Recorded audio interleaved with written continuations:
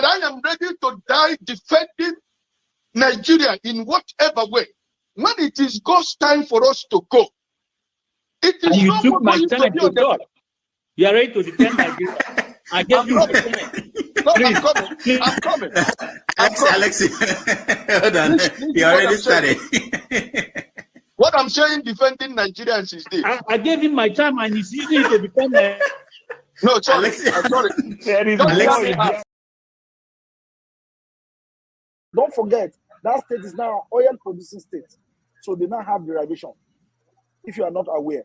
So if you want to speak for anybody, please do not defend a character like Yabelo. Please do not. Okay, let me respond to him. One second. Do not defend a character like Yabelo. Do not. All right, thank you, Mohammed. The people of that state. Can I respond to him? No. Then go to hell. Rudolph, go to hell. This is not a joke. It's not a turn-by-turn thing here. I wouldn't be here. After this election, stop coddling Showore and having him running his mouth. He cannot win a single local government. So you are the one running your mouth. Like, stop it. Be respectful to Showore. Are you mad? Are you alright? Mute that guy. Mute him. It's my turn. Are you mad? Mute that boy right now. I'm already hold on. Mute that son of a bitch. No. No. Pansa, no, you don't. And this interior, don't feel like you are making a mistake. And I've actually had this is exhausting our people. My God, this is exhausting. Don't. I think I'm going to leave this place because people are exhausting. And I've had this conversation with CM. And he pretended as if he doesn't know the context you were talking from. This is scary. This is just scary. Our people, because are so dishonest. You videos, you know what? Sorry, forefather. You should come and take over.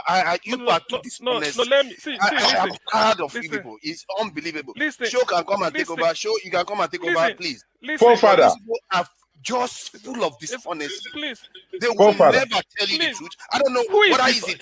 What are you accusing me? You've seen whether it's deliberate or not. Calm down, please. Something is broken in our people. Oh, Father. Calm down. We had long conversation. That's made this. They asked a question. I gave you instances. A long one. I gave you instances. What is see.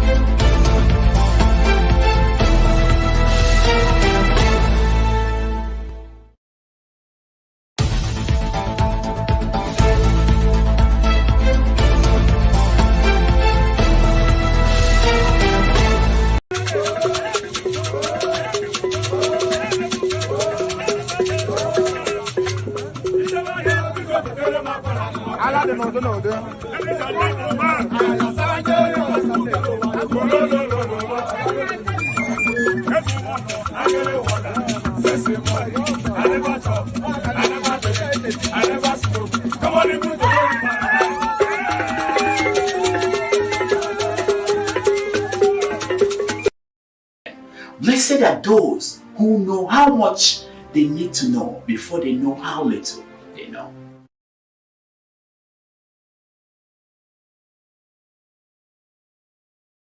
Hello there. Thank you so much for joining us today. This very blessed day that the Lord has made. We shall all rejoice and be glad in it. It's going to be a wonderful day sitting in for Dr. Rudolph, who is writing his last chapter of his book. As soon as he finishes, he will be here with us. But for today, you have just me alone to deal with. And so I hope we're ready to go in the direction that it will take us to the discussion today. Remember, this is Have Your Say, and it simply means that you have the ability to say it as you see it. You don't have to be an expert to make your own statement. You don't have to be an expert to say what you feel. Say it the way you see it. You know, there's this famous BBC saying that we used to take part in those days. It's called talk your own. This is talk your own in a more advanced way. Say it the way you see it. Say it the way you feel it. and you own that view, nobody can take it from you. It's called free speech. And so you're welcome to this Have Your Say today. We will dive in very quickly into what we'll be doing today. Of course, it's been advertised, and the show is going to flow in just a few minutes from now, and they will all get into that which you need to discuss. But bear in mind that every view is welcome, and everyone is welcome to make a contribution. You don't have to be an expert in the field to make your contribution, because you know why? You are, whether you're an expert in the field or not, you are living in the same world where every other thing happens.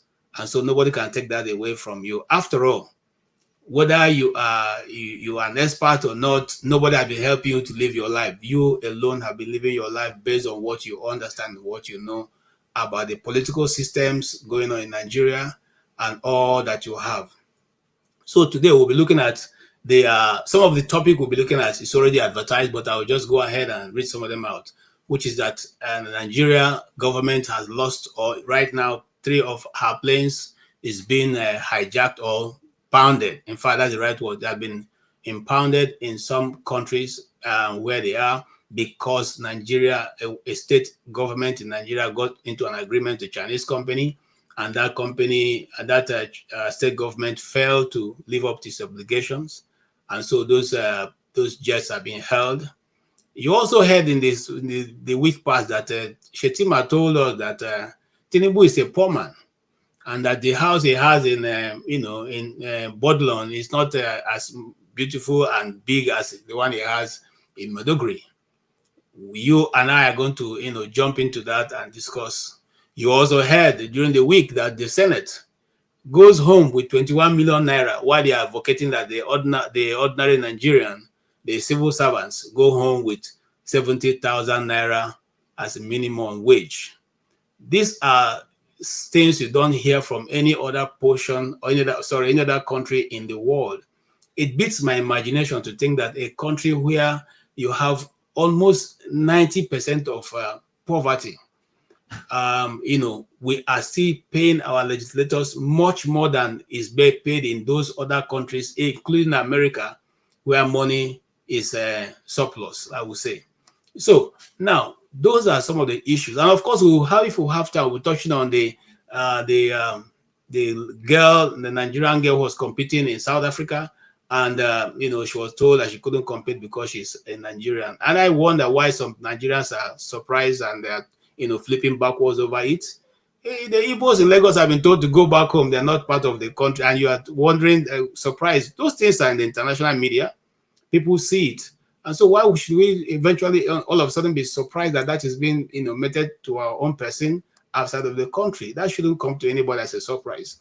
And again, of course, there's these trending videos that are out there about Pastor Jerry Eze. That trend was started by a guy called Daddy Freeze, for which we all know, and his commentary about what and how he sees miracle. The thing we're discussing, does miracle really happen? And if miracle happens, have you experienced any? What is the experience you'll be bringing into this discussion concerning miracles? That I will leave to you to be your opinion. And I'm just here without an opinion. I'm a moderator. Like I said earlier on, I'm sitting in for Dr. Rudolph, and let's get the ball rolling. Meanwhile, as we get the ball rolling, there's something I like about Dr. Rudolph. He puts the thing as simple as possible. And I want you to bear this in mind while you're making your comment. Blessed are those who know how much they need to know before they know how little they know. So if you believe that there's how much that you need to know, and there's little knowledge is not domiciled on one man's head. All of us have a form of knowledge and understanding of different topics, and different knowledge, different understanding. And the Igbos that I belong to say that Onyara Luchea, every madman has his own sense. Therefore, let's come together and judge. I will be inviting you guys into the discussion right away, so that we can kick it off and enjoy the peace, the time together. Yes.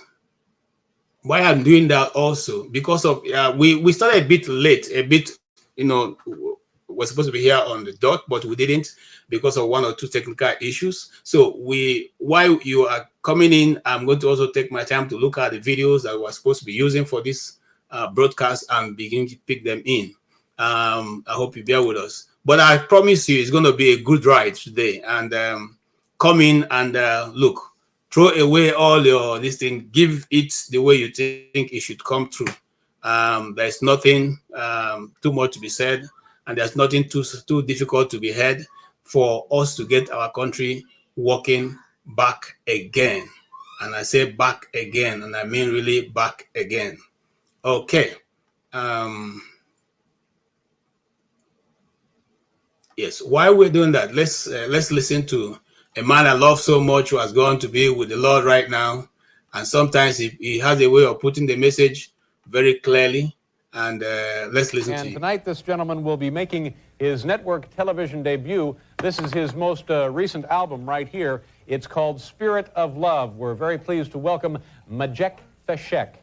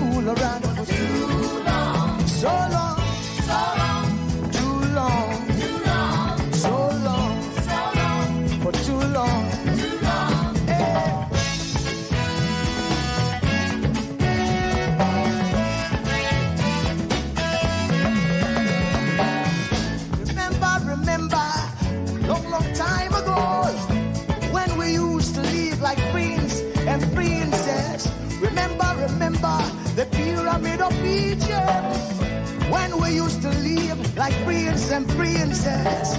Remember, Marcus Garvey, who are the dream for New America. Oh, remember, Martin Luther King, who are the dream for New America. They say you are black, they say you are brown, they say you are black, they say you are brown. Only the angels of Jah is white now. Only the angels of God is white. So long, too long, so long, too long. We've been sitting down so long. We've been a fool around for too long.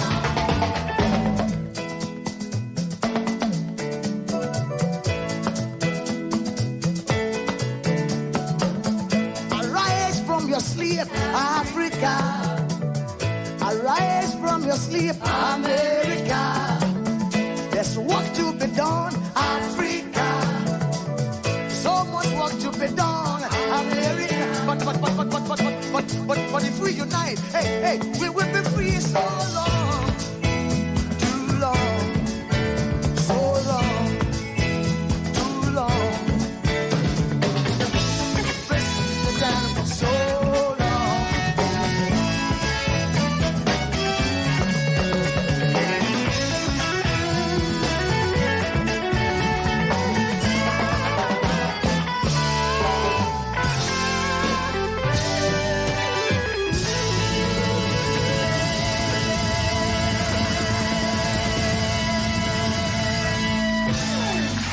My granddad was a Baptist preacher. I've been a member of this church since I was 2 years old, and now I'm in seminary studying to become a minister myself. My faith means more to me than anything. But if I'm being very honest, sometimes I hesitate before telling someone I'm a Christian. There is a cancer on our religion. Until we confess the sin that is Christian nationalism and exorcise it from our churches, our religion can do a lot more damage than a six-pack of Lone Star. There is nothing Christian about Christian nationalism. It is the worship of power, social power, economic power, political power in the name of Christ. And it is a betrayal of Jesus of Nazareth. He told us we would know them by their fruits. Jesus includes. Christian nationalism excludes. Jesus liberates. Christian nationalism controls. Jesus saves. Christian nationalism kills. Jesus started a universal movement based on mutual love. Christian nationalism is a sectarian movement based on mutual hate. Jesus came to transform the world. Christian nationalism is here to maintain the status quo. They have co-opted the Son of God. They've turned this humble rabbi into a gun-toting, gay-bashing, science-denying, money-loving, fear-mongering fascist. And it is incumbent upon all Christians to confront it and denounce it. Amen. How did this happen? The first followers of Jesus didn't call themselves Christians. They called themselves the Way. Their crucified teacher taught them a different way of being human, and they intended to follow it. The early church was a revolutionary community built on radical love, a peculiar people who shared all their possessions and refused to participate in the economy, the military, or the culture. The book of Acts tells us that the first Christians were persecuted for turning the world upside down. But 300 years after Jesus was executed by the Roman Empire, Emperor Constantine made Christianity the official state religion of that very same empire. Constantine was the first Christian nationalist. Pro-war, pro-wealth, pro-white supremacy. That original countercultural movement became a tranquilized, privatized, weaponized religion, the official sponsor of Western civilization. A religion of sharing became a religion of greed. A religion of peace became a religion of violence. A religion of forgiveness became a religion of judgment. A religion of ego transformation became a religion of ego affirmation. Today, Christian nationalists obsess over people's private parts while the planet burns. The Bible doesn't mention abortion or gay marriage, but it goes on and on about forgiving debt, liberating the poor, and healing the sick. Christian nationalists like to say this is a Christian nation. Not only is that historically inaccurate, not only is that theologically blasphemous, but it's also just not true. Look around us. If this was truly a Christian nation, we would forgive student debt. If this was truly a Christian nation, we would guarantee health care to every single person. If this was truly a Christian nation, we would love all of our LGBTQ neighbors. If this was truly a Christian nation, we would make sure every child in this state and in this country was housed, fed, clothed, educated, and insured.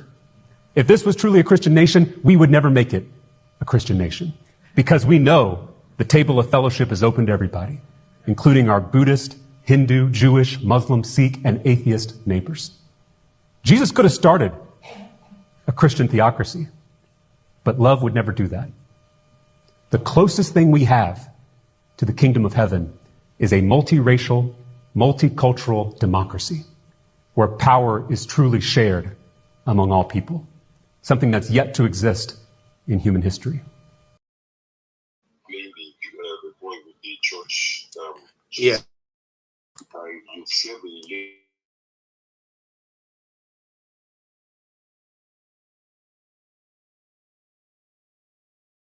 Nigeria's Away from that, Ogun State government has faulted the judicial process that led to the provisional attachment of 3 Nigerian government-owned aircraft in France by the Judicial Court of Paris on the 7th of March and 2nd of August 2024. Recall that the Chinese company Zhongshan Fucheng Industrial Investment Company Limited had sought several orders from the court over an aborted underlying contract between the company and Ogun State government, which was initiated in 2007. In a statement signed by the Special Advisor to the Governor on Media and Strategy, Kayode Akimade, the Ogun State government described the latest development as a new antics by the Chinese company to appropriate Nigerian assets in foreign jurisdictions as past efforts had continually failed. The statement described the whole legal process as nothing but a total charade with fraudulent notion, adding that the company deliberately concealed the litigation from both the Nigerian government and Ogun State, as well as their legal counsel, before hurriedly securing orders of seizure. According to the statement, Ogun State, together with the federal government, had already taken immediate action to ensure that those provisional attachments are lifted quickly.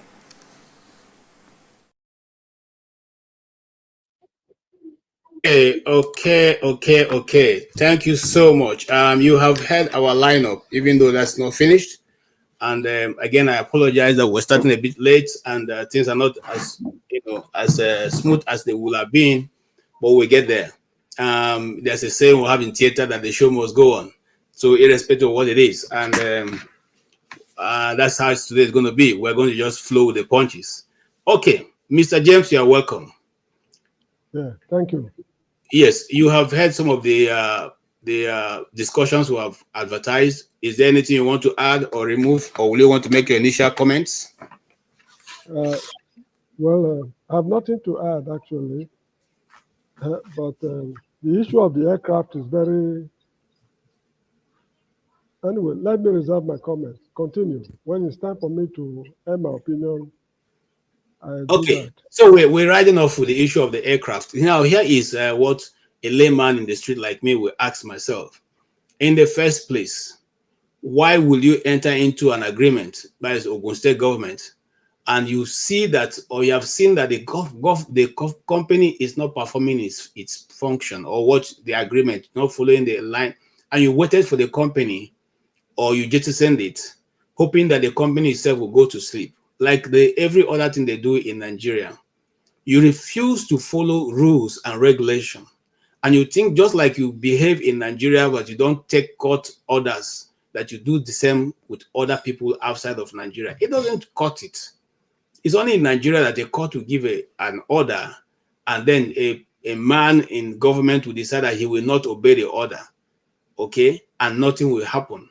And even in crowning it, people get promoted, like we soon see, the new chief judge coming in. So what am I trying to say? Even in the most advanced world, at least United States is an advanced world, the former president is being subjected by a district attorney. A district attorney, I don't know if some of you understand what a district attorney is.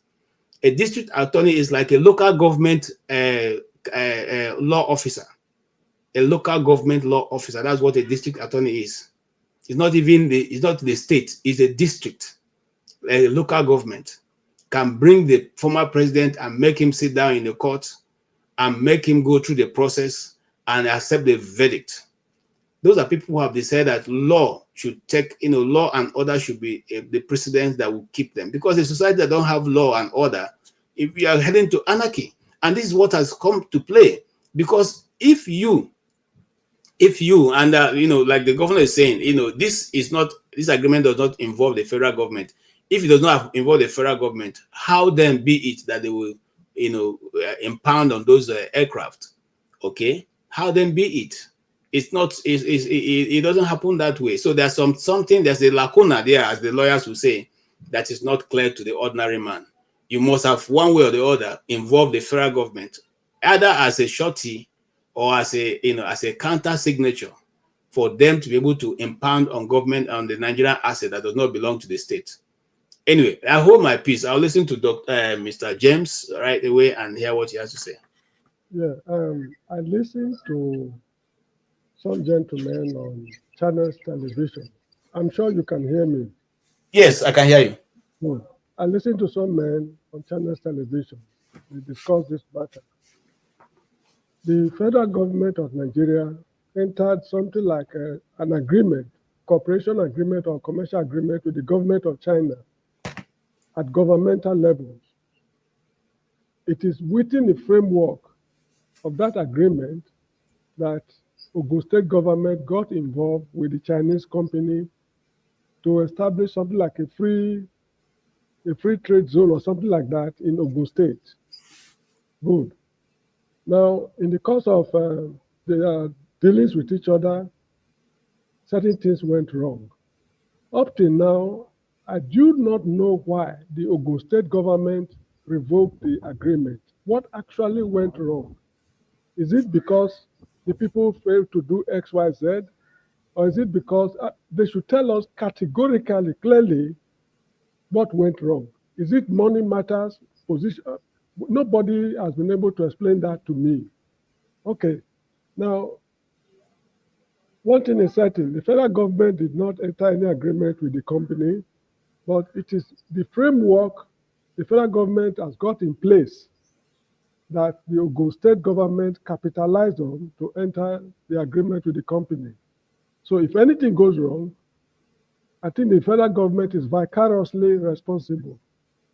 It's just like if I employ a man to do some job for me, maybe a bricklayer or whatever it is, in the course of doing the job, he happened to destroy another man's property. That man has no right to take the bricklayer to court because the bricklayer is working on my instructions. So it is up to the man to take me, the employer of the man, to court. That is what vicarious what we call liability entails. Anyway, from what I can see, it's a very serious matter. That's why the company went all out to seek redress in court. I remember the days of Saddam Hussein in Iraq. Whenever they sign agreement with companies, manufacturing these ballistic missiles and other things for them, one of the clauses is that any misunderstanding in the course of executing this agreement must be resolved in Iraqi court. That was a clause they always put. I still remember reading it somewhere many, many years ago. Now, Nigeria's judicial system is rotting to the core. No country has got an outer confidence in it. So I'm sure in the agreement, they must have stated how this matters of this nature will be resolved. Now, they went to court, and I understand the Nigerian government lost the case, and eventually the aircraft were impounded. I think they went to court in England, in the UK and the USA, something like that. And in France. Good. Now, the issue is this. It's a court decision that must be obeyed. The federal government did not do anything wrong as such. It's Ogun State government. But the federal government must pay the money. After paying the money, the state allocations to Ogun State, that is where the government should get the money from, instrumentally, till they are able to liquidate whatever amount of money the Ogun State government is owing the Federal Republic of Nigeria. This is how I see the matter. Okay. Yes. Mr. James, is it not one time too many? This is about the second time we are seeing Nigeria in a foreign court because it has flouted a law or an agreement. Remember, we're still dealing with the federal government and one certain company in England that the judge had to come to the rescue of Nigeria. Yes. Yes. So now, is it not one time too many that we keep? Look, the issue. I'm sorry for interrupting you. The issue is this: we think we are the cleverest people in the world, whereas we are among the most foolish people you can think of. What I suspect very strongly is this. I have no proof, but what I suspect is this. Nigerian officials are conniving with other countries to plunge Nigeria into trouble, and at the end of the day, they share the loot behind the scene. This is what I'm saying. This is why I'm advocating that the federal government should pay the money. But whenever Ogun State goes to, whenever they go to Abuja to collect their state allocation every month or whatever it is, they deduct it instrumentally to serve as a warning to other people. You can't incur debt for the rest of the country to shoulder. That's just how I see the matter. There's a connivance somewhere along the line. Ogun State government has not been able to come out up to this moment to state categorically what went wrong. Why did you unilaterally abrogate the agreement? Did you obtain the permission of federal government? If the answer is no, they must bear the full consequence of their action. That's number one. Then number two, the federal government itself. When states go out to look for loans or whatever it is from IMF or international monetary institutions, do you monitor them? Now, they need to go through the federal government, and the federal government need to use their best brains, their lawyers, to read between the lines of the agreement they are signing. I'm sure this is not the practice. They just gave them a free hand to do whatever they want to do, and this is the outcome. The federal government also is at fault for allowing this matter to degenerate to this level. Then thirdly, I've been quarreling with the Nigerian educational system. Our educational system is horrendously defective. Look, there is no sector of the country that is functioning properly. The medical officers, the accountants, the lawyers, the teachers, the engineers, you name it, there's no section. The quality of graduates we are producing these days is nothing but wishy-washy. So this is the outcome also. In the federal level, legal level, what's it called, circles, those people are advising handling the federal government legal matters. They don't have the best brains there. Maybe they are party loyalists, or they got there through the back door or whatever it is. So you cannot give what you don't have. There's nothing wrong if Bola Tinubu should say, okay, Labour Party, Mr. XY or Mr. Chukwemeka Mohammed is very good at international law. Please, we want him to come and head our international laws department in the Ministry of Justice. We know he's your party man, but we need his services. So he will go there, not as a Labour Party, whatever it is, but as a qualified Nigerian. This they don't do. Okay, so the question would be, each state in Nigeria has an attorney general. And as Ogun State has an attorney general, why will the attorney general that knows the rule of engagement decide to terminate a contract, even though Ogun State claims to only have seen the fencing of the ground that was given to the company? But there was some work there, and there was an agreement. What is the term of the agreement, and why will a man who sits in as an attorney general for a state decide to take such an illegal act? All his work is just to be certain that the state stays out of debt. How come he still occupies his position even to this moment? How qualified is he as an attorney general? Holding university degrees is not enough to make a man qualified. The quality of degrees you are holding matters a lot. So this is a question we should ask. We have a lot of square pegs around in what we call round holes, messing up the whole country, and this is the outcome.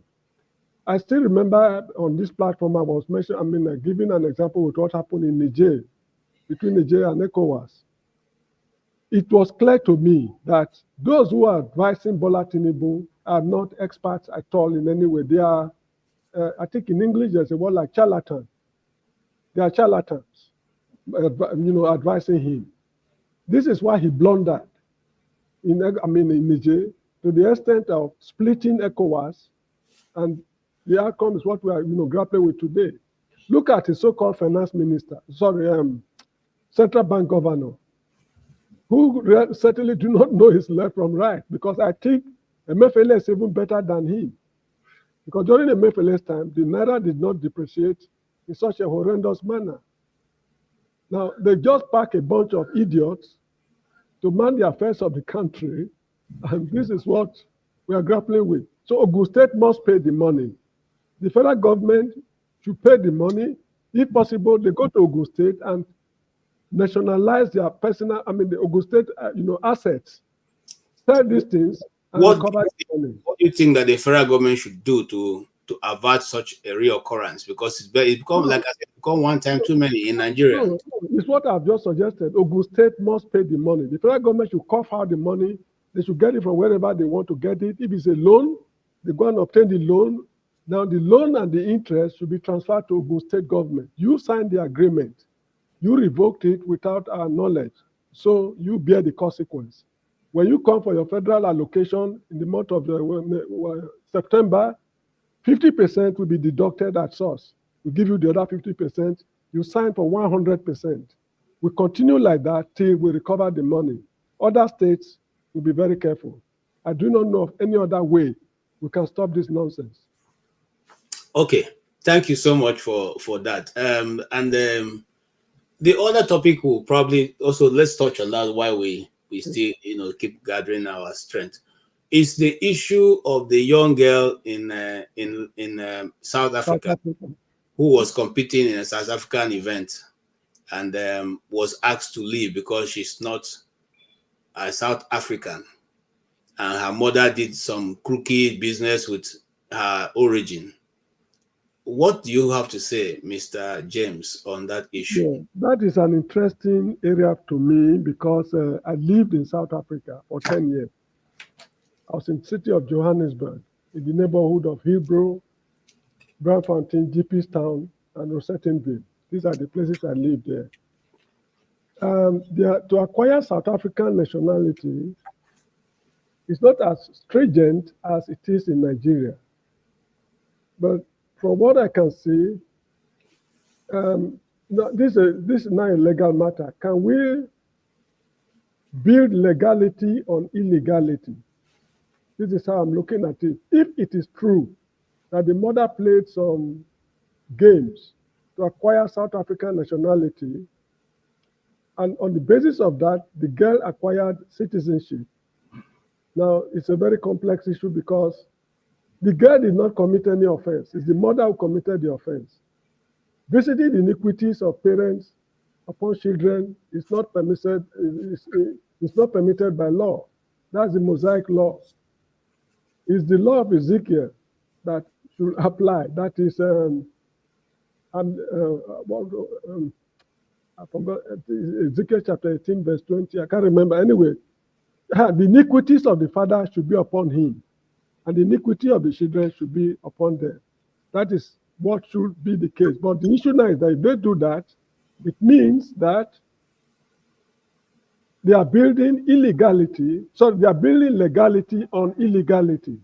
So this is a legal matter which the lawyers should should iron out. But again, the government of South Africa, they are not doing enough because the native South Africans, the black, the indigenous South Africans, they really don't know. They've not been told what other African countries did for them during their struggle against apartheid. Because while they were there, the country was completely cut off. No radio communication, no form of interaction between the Africans with Africans in other parts of Africa. So they were living in a world of their own. But the other activists like Thabo Mbeki, Steve Chiwete, and others, they left the country and they went to Ghana, Zambia, Nigeria, and what have you. Now, they lived like kings. They got substantial amount of wealth from these countries to fight apartheid in South Africa. Now, in the course of collecting this money, in fact, the accounts were not audited, let me put it that way. They don't give account of how they spend the money. So they were living like kings while they were outside. At the end of apartheid, they went home. That lifestyle they were used to while they were outside was no longer available. So they descended heavily on the state treasury. That is the root cause of corruption in South Africa. Now, When we got there after apartheid, the people were very alarmed to see us. They asked us a question we could not answer. Where were you while we were fighting apartheid? We never saw you. Why are you coming now? We've spilled our blood, we've done so much, but no amount of explanation will make them understand. It's only the South African leaders who were outside that should explain these things to them, that this is how these people helped us to regain freedom. So that is it. So okay, Mr. James, so are you inferring that because they didn't understand what the roles that other Africans played is the reason for denying this young girl the opportunity to come? I'm just explaining why xenophobia is in South Africa. Okay, the decision to deny this girl is an official decision. So the South African executive, the executive arm of the South African government to address it officially. Okay. I'm sure this girl is holding a South African identity card. I'm coming. That identity card has not been revoked. I'm coming. The latest information on that, by Ben Murray Bruce, is that case has been dropped now because they've discovered that the girl herself is a South African, the mother is a South African, and so that case has been dropped. Why do I say that? I say that because this is my humble view. I am not even bothered about what they done to the girl because for us in Nigeria, we are doing these things to ourselves.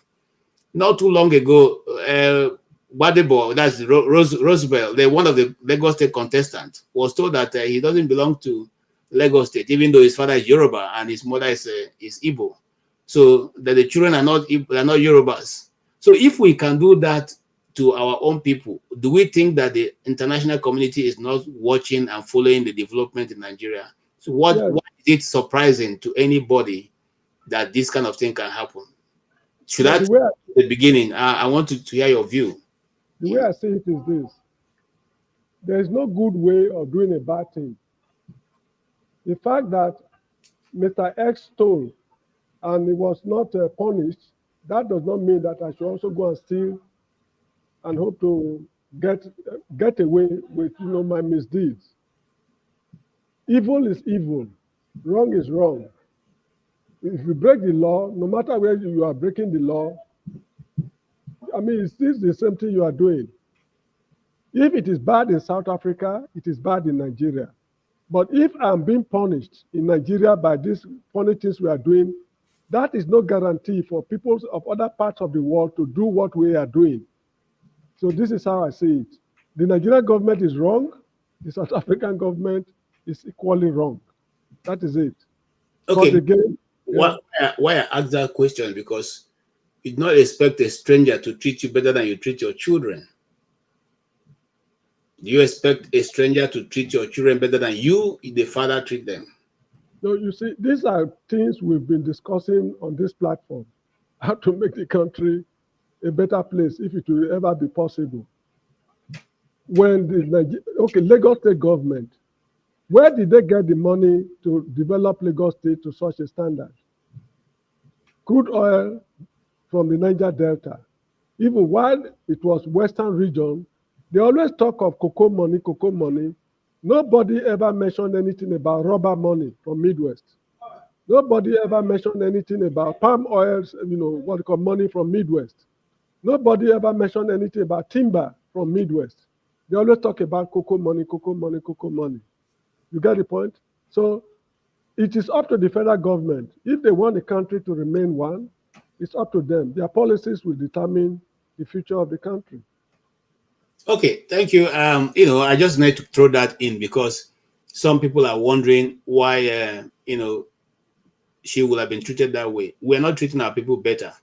And if we're at this point still struggling between tribes and still trying to send people away from a particular region of Nigeria to another particular region, it then simply means that we shouldn't be surprised when such actions are also meted to our people outside of Nigeria. Now, let's look at it this way, the other way around.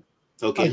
Assuming this girl is in Nigeria, and they are maltreating each other in South Africa. If this girl is being maltreated in Nigeria as a South African, would they not react to it? Yeah, but this is the thing. We in Nigeria treat foreigners much more than we treat ourselves. We don't. You have not seen. I mean, you have not seen any foreigner in Nigeria being maltreated. You know. No, they were maltreated during Shagari's time. Ghana must go. Oh, Ghana must go. I was a bit young to know that, but I know that although the Ghanaians started it in 1969. Yeah, so the Aliens Compliance Order of Kofi Busia asked all Africans living in Ghana to leave their country. So in 1983 or so, I can't remember, Shagari retaliated. Then on a lighter scale, Buhari also did the same thing. I can't remember when. Anyway, we also maltreat foreigners in our own way. Okay, and then also the other part of it is that now Nigerian former Senator Ben Bruce have invited her to compete in a Nigerian competition, the Miss Universe, and she has obliged to be part of that. So, but why am I bringing that in? I'm saying that sometimes some good Nigerians come to the rescue of other Nigerians that have been maltreated outside. But those actions should come from government, because when it comes from government, it takes a much more severe. In fact, it deals to the root of the matter. We want to commend Mary Bruce for having stepped in to bring her to compete in his competition. And I would rather want to suggest that we as Nigerians see ourselves as a nation. If we do not want to see ourselves as a nation, then let us see ourselves as individual nations so that we can coexist without much rancor. Now, if Ben Bruce has taken that action, I see it as a form of reverse discrimination. If she were to compete in Nigeria, would she have qualified to be selected? If she had not run into problems in South Africa, Ben Bruce would not have done what he is doing now. So we have our rules and our regulations. If she wants to compete in Nigeria, let her come. Join the team, they compete. If she's selected, that so be it. So this is how I see it. Because the criteria, the parameters they used in South Africa might not be the same parameters we are going to use in Nigeria. Yes, now here is the case. The reason why she was first of all fingered was because it was obvious that she would win the competition. It was obvious that she knows her onions. She's quite a competitive athlete or a contestant. So I think that she knows what she knows, and it was going to be difficult to beat her. However, at the end of the day, a white South African has qualified and have won the competition, and everybody is happy. I think that was the aim. The reason was to not allow her to be able to, come in, okay, so to win the competition. And that was put on her way as a wage, Okay, let's move on. And there are people who are backstage. Please put on your camera so that we can bring you onto the stage. All right, and let's move a little bit further. Did you hear about the discussion with the vice president and his comment about the fact that Tinubu is a poor man? Did you? No, I read the headline. I was not interested in reading the story because look, at this stage of our development, it is so sad that a vice president of a republic is still talking about you're a rich man, you're a poor man. When man is exploring space, man is not even exploring the moon now, they're exploring space. They've gone to Mars. I mean, they sent a robot to Mars. They brought information from Mars to tell us how life is over there, where nobody has ever been to. They are sending satellites to the most distant part of the universe to collect information. They are looking for alternative homes. Should Earth becomes uninhabitable in future, what should we do? Now, these are monumental tasks. Members of the human race is grappling, are grappling with.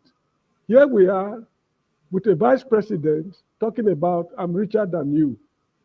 So this is the situation we find ourselves in Nigeria. Instead of them to do what is expected of them, they are busy running after women, alcohol, going to Saudi Arabia, Jerusalem, and all those things. So it's not even worth talking about. But anyway, thank you for raising the issue. All right. So we were a bit taken aback when that discussion came out because right now in the Nigerian situation, I think what is most prominent or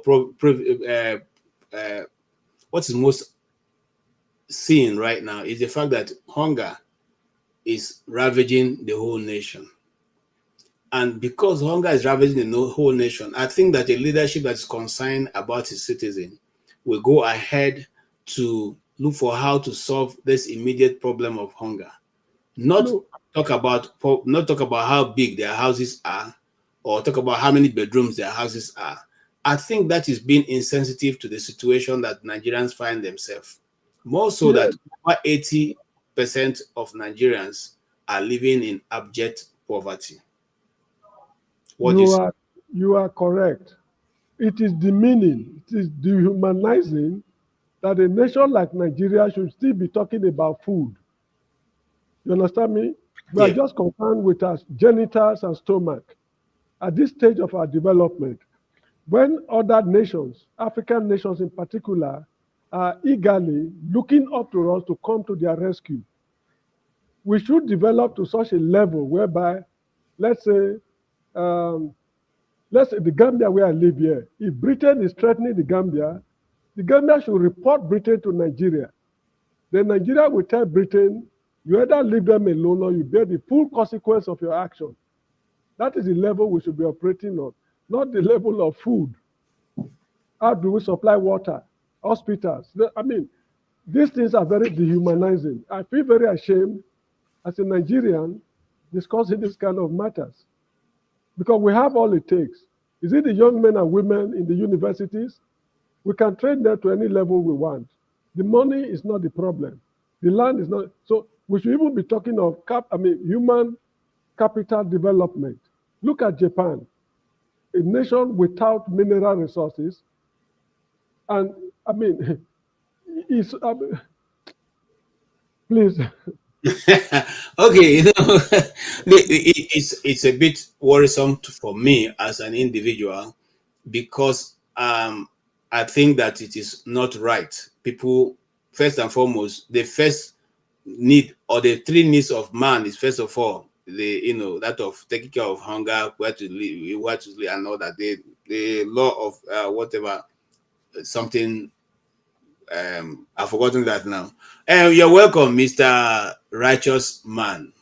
Righteous Man will tell us why is that in where you are, people are arguing about the size of their homes instead of talking about how to deal with the present situation, which is hunger in the streets of Nigeria.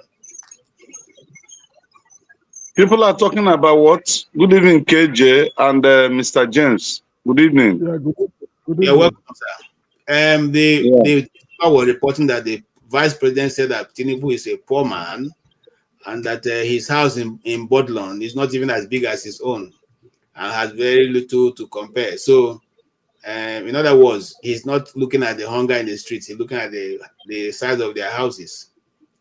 Is that what's going on in Nigeria now? People are talking about houses. It is a reflection of the level of their mentality. It is a reflection of their mental reasoning capacity. It is a reflection of whom they are, that these politicians are not thinking about the well-being of the Nigerian people. So when a child speaks, you will know that a child has spoken. Just like in the Bible says in the book of Isaiah, I can't be precise with the chapter right now, but the chapter I'm referring to and the verse says, their kings are like babies. They birth from their tummy, from their belly. That is where they start birthing. So when a politician or a one who calls himself a leader is after his stomach infrastructure or these mundane things of this life. It reflects who the person is and the capacity of such individual. It's a disgraceful thing. Just like, let me borrow the word of Donald Trump. It's a disgraceful thing. Sometimes you have lunatics like P2B will always say. He said these mad people have taken over the politics of Nigeria. It is a disgraceful thing to hear such word from the Vice President of Nigeria, looking at the level of hunger. And I was even shocked when I listened to Arise News when the Nigerian Bureau of whatever was dishing out figures that the inflation has ceased. I said, is at where? I mean, maybe these people are not living in the same country where we are living. When 3 balls of tomatoes is sold at 500 naira, a tuber of yam is sold between, the cheapest is between 6,000 to 8,000. The big tuber of yam is costing about 10, 11,000. Even the other day, I was talking with Maska, we're discussing, he said, it's the same price over there in the north. The tuber of yam is going for 6,000 naira there. So you can just imagine, and you are hearing that inflation has eased. A bag of rice is the same thing. You can't even see. I bought a liter of fuel yesterday when I was coming back from work at the rate of 850 naira, and you can't even see it. Just few filling stations that are dispensing fuel to people, and they are giving us figures that inflation have eased. Eased from where? How? These people are just jokers. It's just really a pity that one found himself in such a society where people are not truthful to themselves and they are not ready to change. Things are getting worse every day. Life are getting worse in Nigeria. No electricity. As I'm talking to you, no light in my house. You go outside, everywhere is county. Unlike before, on Saturday like this, everywhere would be hustling and bubbling. But right now, it's no longer the same. Any person that is giving you a different news, a different information, is telling you lies. And that person will answer before God for lying to the people, for deceiving people. Whoever that brings a contrary report that all is well in Nigeria, or that the food items have come down, or that we have electricity now, or that there is job in Nigeria, or that people are not in hunger, or that people are not dropping dead because of the difficulties, because people can no longer feed, people can no longer buy drugs to maintain their health. That person is a born liar and will answer before the Almighty God one day. Thank you, just man. What will you say about the fact that Nigerian presidential jets have been hijacked in the foreign land because of the money owed to a Chinese company by Ogun State government? Yeah, it was also a shock when the news broke in Nigeria. Many people were really embarrassed. Myself, I was embarrassed when I heard it. I said, this may be one of those conspiracy theory. It might not be real. But as time goes on, as the day goes on, many national news were carrying it. And when I returned back from work, I was watching televisions, and virtually every TV station in Nigeria was reporting the case. It's the highest embarrassment I've seen in my lifetime in Nigeria.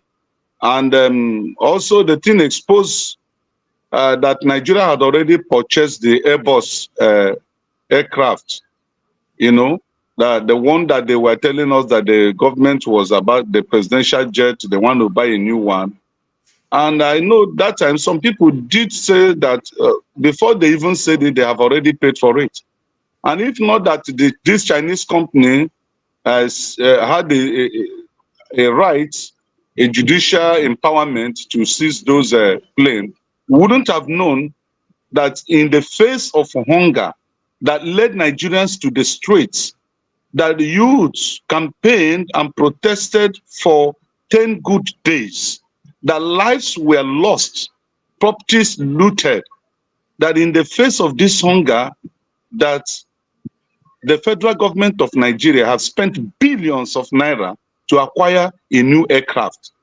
I mean, in a serene society, in a society that is mundane, these things cannot happen. Sometimes I don't blame those who refer Nigeria as a jungle. Sometimes I don't blame those who call Nigeria as a zoo, because it is only in a zoo that things of this nature can happen, and nobody will bear the consequences of it. It is, I mean, it's a shameful thing. I wouldn't like anybody to refer Nigeria again as the giant of Africa. We have lost that credibility to be called giant of Africa. Yeah, but righteous giant of Africa does not mean that you are doing things right. A giant can be a giant. There are many useless giants in our communities that never did anything, till they passed on. So what are you saying? No, the giant is subjective, because they didn't use the giant as a means of kind of defining our status as in population size. They use it to kind of a rhetoric to subject other African countries to be under us. We are giant financially, we are giant militarily, we are giant in terms of population and the rest of it and market size. But that's nonsense. Those things doesn't work again. When Nigeria was a giant of Africa, that time has gone. It's no longer visible. Okay, thank you so much. I'll come back to you. Welcome the flagship. You have heard our openings and all the stories we've taken so far. Wouldn't you say, as a very reasonable individual, that this is a reoccurring decimal that does not give Nigeria a good name? Because it's not the first time a foreign company is founding on Nigerian property. If you cast your mind back, maybe like 6 months ago, the British company almost crumbled Nigeria, government. Okay, for which a British lawyer rescued us from that very, weight of that judgment. And today we are at it again. What do you think? Are we still behaving like people who understand or who learn and to learn from the past? Well, good afternoon, KJ. Good afternoon, Mr. James and Mr. Righteous Man, and everybody else that is watching. Good afternoon from here. KJ, when you have incompetent people run affairs for any business, organization, or country, you expect things like this. This is the second national disgrace that Nigeria has encountered within the last 1 week. It's not even 2 weeks yet. Let me ask you a question, KJ. You're a journalist. Did you ever hear about this deal when it started in 2018? No. So why are we just finding out about it now? If this has been in the courts for this long, and they've gone from France to the US to other places where judgment has been given in favor of the Chinese firm that did business with Ogun State. Why is it just coming up now? What are our journalists in Nigeria doing? Who are the people assigned to all these aspects that should be getting this information and reporting on them real time as they happen? Here we are again. This is beyond me to say the least, and I'm short of words as to why a state will enter into an agreement with a firm, not a country, with a firm, and the federal government is getting involved when they're coming back for their money now. And how would you sign a deal that you are only getting 40% off and they are taking 60%? It's happening on your soil. They are taking 60% and you're only getting 40%. Does that not sound ridiculous? Did you even read the contract? Was it written in English language? Was it 2015, maybe 2018? I can't remember. There was one case of this nature. I think it was River State, if I'm not mistaken, where Amechi went to borrow money also from the Chinese. And it was told that the contract was written in Mandarin language. They never read it. There was no interpreter there to look through that document and see what the details are before they pen their signature on that paper with an ink. Yeah, that was a train, the train agreement. They built the railway, yeah. Right. He was glad to say on national TV that it was written in Mandarin and they just were acting in good faith. Right, in good faith, exactly. So this is where good faith has brought us to. At this point, this is what I'm hoping to hear as of today, and I'm still waiting for it. Who was the governor that was in charge at the time this contract was entered into? Who was the attorney general, the accountant general, and everybody else that were involved in the signing of this contract? We need to see them. We need to have them subpoena taken to court. The federal government, the judiciary, should have summoned these people and let them come to answer to these questions that is bringing us this national disgrace at a time where, like everybody here has said, the country is going through this much. And then they came to tell us that 3 private jets that the previous administration used for 8 years is no longer working perfectly. They needed to buy more. And we so happen to just buy these new ones. And here comes a firm, not a country now, a firm coming to seize the jets that your president had to beg that he needed the jet to meet with Macron. He was in Equatorial Guinea this week or a couple of days ago. How did he get there? And what are those 3 jets doing in France, by the way? Why are they not in Nigeria? And why would you enter into a contract that will give an upper hand to your other party that in case there's any mishap in this game, that you can take me to court anyway? Why is the case not in Nigeria? Why is Ogun State not being sued? Why is it Nigeria that is being sued? These are many questions that whoever the people are, I don't care if they are dead or alive, should be found up right now and answering questions to it. Last week, it was the Olympics, or 2 weeks ago. The sports minister, nothing has been done. And he came out and gave his flimsy excuses. We should be expecting his resignation at this time for 12 billion naira. And look at the kind of disgrace that we've got. And he's coming to tell us that he's not going to fire anybody until he investigates. This is nonsense. So to your question, KJ, have we learned any lessons? Apparently not. You know why? Because those that are in these offices don't have a single clue of what their roles or job descriptions or responsibilities. So I think that we need to really, really go back and look at who these people are that are really running the affairs of Nigeria. Like people say, we are waiting until we begin to see foreign boots on our soil, matching and controlling things. Maybe that's when we'll get it that the country has been sold.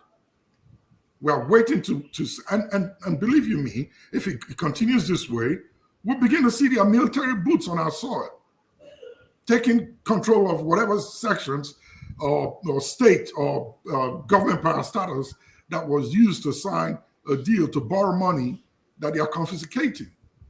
Just yesterday, I was reading in the news, Nigeria is up again for another $500 million loan that they are going to go borrow, which the IMF or World Bank is going to sign or approve on the 16th of September. It seems to me that they are quickly rushing in all these loans, tying Nigeria to something that we are yet to be told. But it beats my imagination that so much loan is just being given to the country in a very short time without any clear explanation of what they are doing with those money, and they just keep giving and giving. So are they serving the country? What is going on? My question to them is this: if Nigeria is broke, why are you giving them money? What is Nigeria is not broke. No, what they are telling us is Nigeria is broke, right? Okay. That's what they are telling us. So how are you getting these loans? What are these guys looking at to give you the loan? Because, say, for example, if I know that Mr. James is coming to ask me for money, for example, and I know that he only has a car, living in a rented apartment, and the value of his car is for, I don't know what the Guinean currency is, but the value of his car in dollars is $10,000. And Mr. James is coming to ask me for a loan of $100,000. Why would I, in my right mind, give Mr. James a loan for $100,000 when I know he's only got all his assets put together is about $10,000? It doesn't make sense. So there's got to be something that these people are not telling us. Nigeria has no business in borrowing money from anybody as it stands today. We have everything that it takes to make that country the joy of the world. It's just these guys are not seeing us as citizens. We just happen to be occupying a geographical space where they are doing business in. So nothing bothers them if the people are doing well or not. When it's election time, Nigerians are fellow citizens. When it's past election time, they are masses. It's ridiculous. And I'm surprised that this thing doesn't even bug the Nigerian people to say, wait a minute, how is this happening? That they will get up off their seat and demand for answers. So, like Mr. James said, I think a good way to go around this is take whatever the allocations are for Ogun State, use it to pay the loan. If this was a contractual agreement that is good and the Ogun State government faulted on their part, then pay the people, the company, their money. It's too much of a disgrace that is capturing global attention that we're going through. It's the first time I'm hearing it that a presidential jet is being seized by a company, not a country now. A company seizing it, and the president of that country is having to beg for that jet to make a trip. And the jets are brand new jets that were just bought on the backs of the Nigerian people. So if this doesn't make the skin of the Nigerian people to jump off their bodies and demand for answers, I don't know what else would. Thank you so much. Thank you so much, the flagship. Now, I want, again, for purpose of clarity, to say that this platform is not a government, one arm of a political party trying to make an inroad into Nigerian politics. No. So when you come to this platform, we have come to a place of exchanging ideas for those who want to hear and those who do not, well, those who want to make use of it can take it. We are not going to evolve from being what we are, which is just a talk shop, a changing of ideas, interacting what is going on in Nigeria, and bringing up questions that hitherto may not be asked by the local journalists to fall. Please, quick making if you don't want to come, it's okay. Don't come and tell us that we're here every week talking. No, we'll still be here next week when we're still going to talk. Okay? You have not shut down CNN, SMBC, Fox News for talking. They're established. They are a talking station. Piers Morgan have been talking since I was a child, and he's still talking to today. It's a talk shop. So please get it and let that be, be known. We are not here to we're not here also to converse for any view. We are just a Nigerian people, a set of people in Nigeria that are concerned about what goes on in our country. We are not here to bring about a change of government or to, we're not here for that. If you are here for that, please go to another platform. This platform is for us to discuss, rub minds together, and see how it can help. Okay? Thank you. All right. Bob Chisco, you are welcome. And what says that? You have heard, how, the flagship has spoken passionately and as well as other people. What will you say? Because I'm thinking that people who think well about their country we take an example, or we make one of these that happened before never happen again.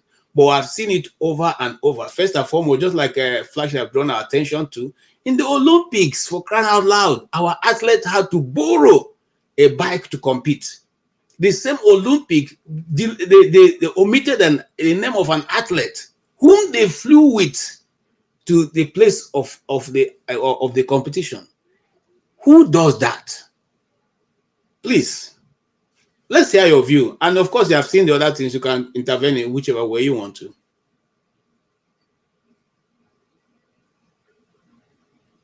Yeah, well, you are muted.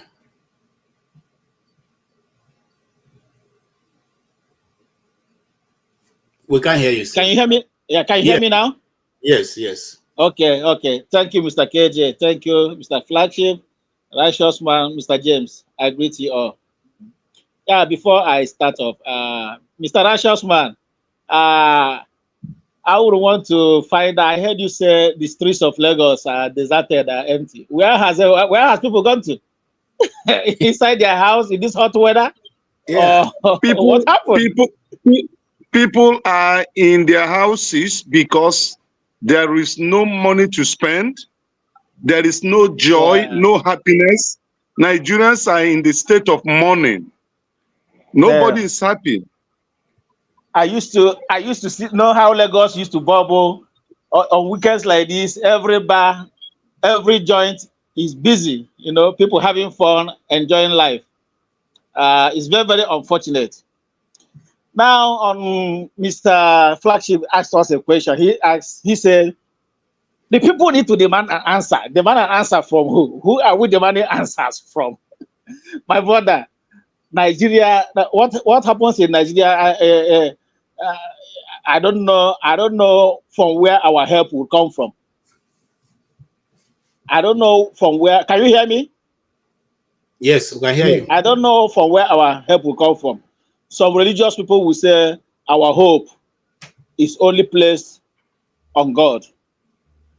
And it has eluded us. This hope we have always clamored for, we've become hopeless. We've become hopeless in Nigeria. If you throw out a poll today asking Nigerians on the streets what they think of Nigeria in the nearest future, believe you me, I don't think we can get up to 20% of Nigerians who would believe that Nigeria will get better. I was listening on a program on the one TV station, a man who used to be an advocate of hopefulness, who says that he believes in Nigeria, says that he no longer believes in Nigeria, that Nigeria of our dream has eluded us. It's quite unfortunate. Under this APC's clueless leadership of Nigeria, citizens doesn't matter at all. The citizens, the people, doesn't matter. On the issue of plane, before we discussed about, by the time we started hearing it as a grapevine, Fabio came up and said, nothing like that is happening. But that plane has already been paid for, in full. In full. Was it not the same Fabio that said, leave those who are protesting, let them go and be protesting while we stay in our house and be enjoying? Who holds them accountable? That is the reason why Nigerians took to the streets. But usually we see what happens. People are killed, people are shot at, they try to silence the people in the streets. I wouldn't want to say the only savior Nigeria will have is a revolution, but as Dele Faro to me will always say, that this much talked about revolution will start from the north. And every day, 10 days, 1 week after this thing ended in Nigeria, there are still pockets of riots and uprisings. People have continued to show their anger on their leaders in the north. Let's continue to watch, because these people, if they have that morality, they would have used these 10 days protests from Nigerians to look inwards, to ask themselves some questions. Guys, these are going out of hand. I think it is the right time for us to start doing things the right way, because if things are not done the right way, these people might come on us. They don't want to read the handwriting on the wall, like what happened in Kenya. They see that what happened in Kenya, and Kenya is homogeneous. Nigeria is heterogeneous, where they use religion, tribe, culture, this to keep people silent. But one day will be one day. On the issue of the sporting activity that just ended in France, my brother, it is also another aspect of that shame that they had continued to rub us on the face, to the extent that a Nigerian biker or a contender had to borrow a bike from a German colleague, to borrow a bicycle to do her own this thing. And up to today, the Minister of Sports, that man from Akwa Ibom or Cross River, that man is still having his office. He has not resigned. In a country where failure is highly rewarded, 12 billion naira was budgeted and expended for this Olympics in France. So 12 billion naira had just gone down the drain. And probably monies budgeted to procure equipment and all those bikes went into private pockets, those who have been appointed to head various committees of that sports. Nobody has come out to tell Nigerians what happened. Why would a Nigerian contender have to go and borrow a bike from another person? Is that not a shame? Is that not a shame? And not even a bronze, not even a perforated coin. I was comparing this Olympics and Atlanta 96, where we won, I think, four medals. Yeah? 4 medals, 2 gold, 1 bronze, and 1 silver. Chioma Ajoma got us a gold. Nigerian Super Eagles got us a gold in the soccer. But to look at it, how many years behind Atlanta 1996? Instead of us growing, we are going backwards. Where lies the hope? Where lies the hope? In fact, I got to leave it here, my brother. What happens in Nigeria? What happens in Nigeria? Nobody is happy about it. And these people, our life doesn't matter to them. But one day shall be one day. We are looking forward to that day. Thank you. Thank you. Thank you. Well, coming to you, Mr. James, and we have actually been, on this topic for a while. Is there any hope that things will change because of this continually? I would call it a mistake, and there's an analogy which you painted, which I want to explore. You say it's like these people deliberately go into this default arrangement so that those Nigerian counterparts can get the booty, part of the booty that is being shared. Yeah. And it will not be the first, because remember that the Malamu government, the Malamu former Minister for Justice, had some fallout from that arrangement, which the money that was, that was Abacha loot that came back to Nigeria. He set up a committee, and that committee were paid part of their money as a legal fee, even though there was no legal fee attached to that return of those monies. It seemed to me that that's what is happening, because for the love of man, I don't know how you will say, just like a flagship painted, 2018. Okay, you constantly have commissioner for justice in those states, and nobody saw this agreement till it got to this point that they had to seize Nigerian assets because of the loan that Ogun State entered. You see, we are probably grappling with a gigantic problem. In fact, there are a lot of things happening which you and me will never know in our lifetime. If these planes were not seized or grounded, we would not have known that there is a case of this nature going on behind the scene. And a lot of things too are happening. So maybe those in the ruling class will just be laughing at us, because what we know is not up to 1%. That is 1 over 100 of what they are doing. So when these things, get to public attention, to them is something very funny that, oh, we are doing very well. At least, compared to what we are doing, what do they really know? I don't know if you get what I mean. So that is how I see the whole show. The entire country is rotten, is corrupt. and we should just call a spade a spade. I still want to believe that there's a deal being struck somewhere behind the scene over this aircraft business. Anyway, that is that. Concerning the Olympics, what's it called, non-performance. I remember when I was, I think in high school, or I just left high school, there was an Olympic game in Moscow or somewhere, I can't remember. Nigeria did not win any medal. Rather, they returned with a scandal. One of the girls who was scheduled to participate in an event, she was forcibly taken to the airport and flown back before the commencement of her event, on the ground that she refused to go to bed with one of the officials. That's why she was deported to Nigeria. And Nigeria returned without a single medal. So this type of scandals have been happening in the past. It's just that in those days, there was nothing like internet. So these information are not stored. So this is, that's why we are a bit surprised.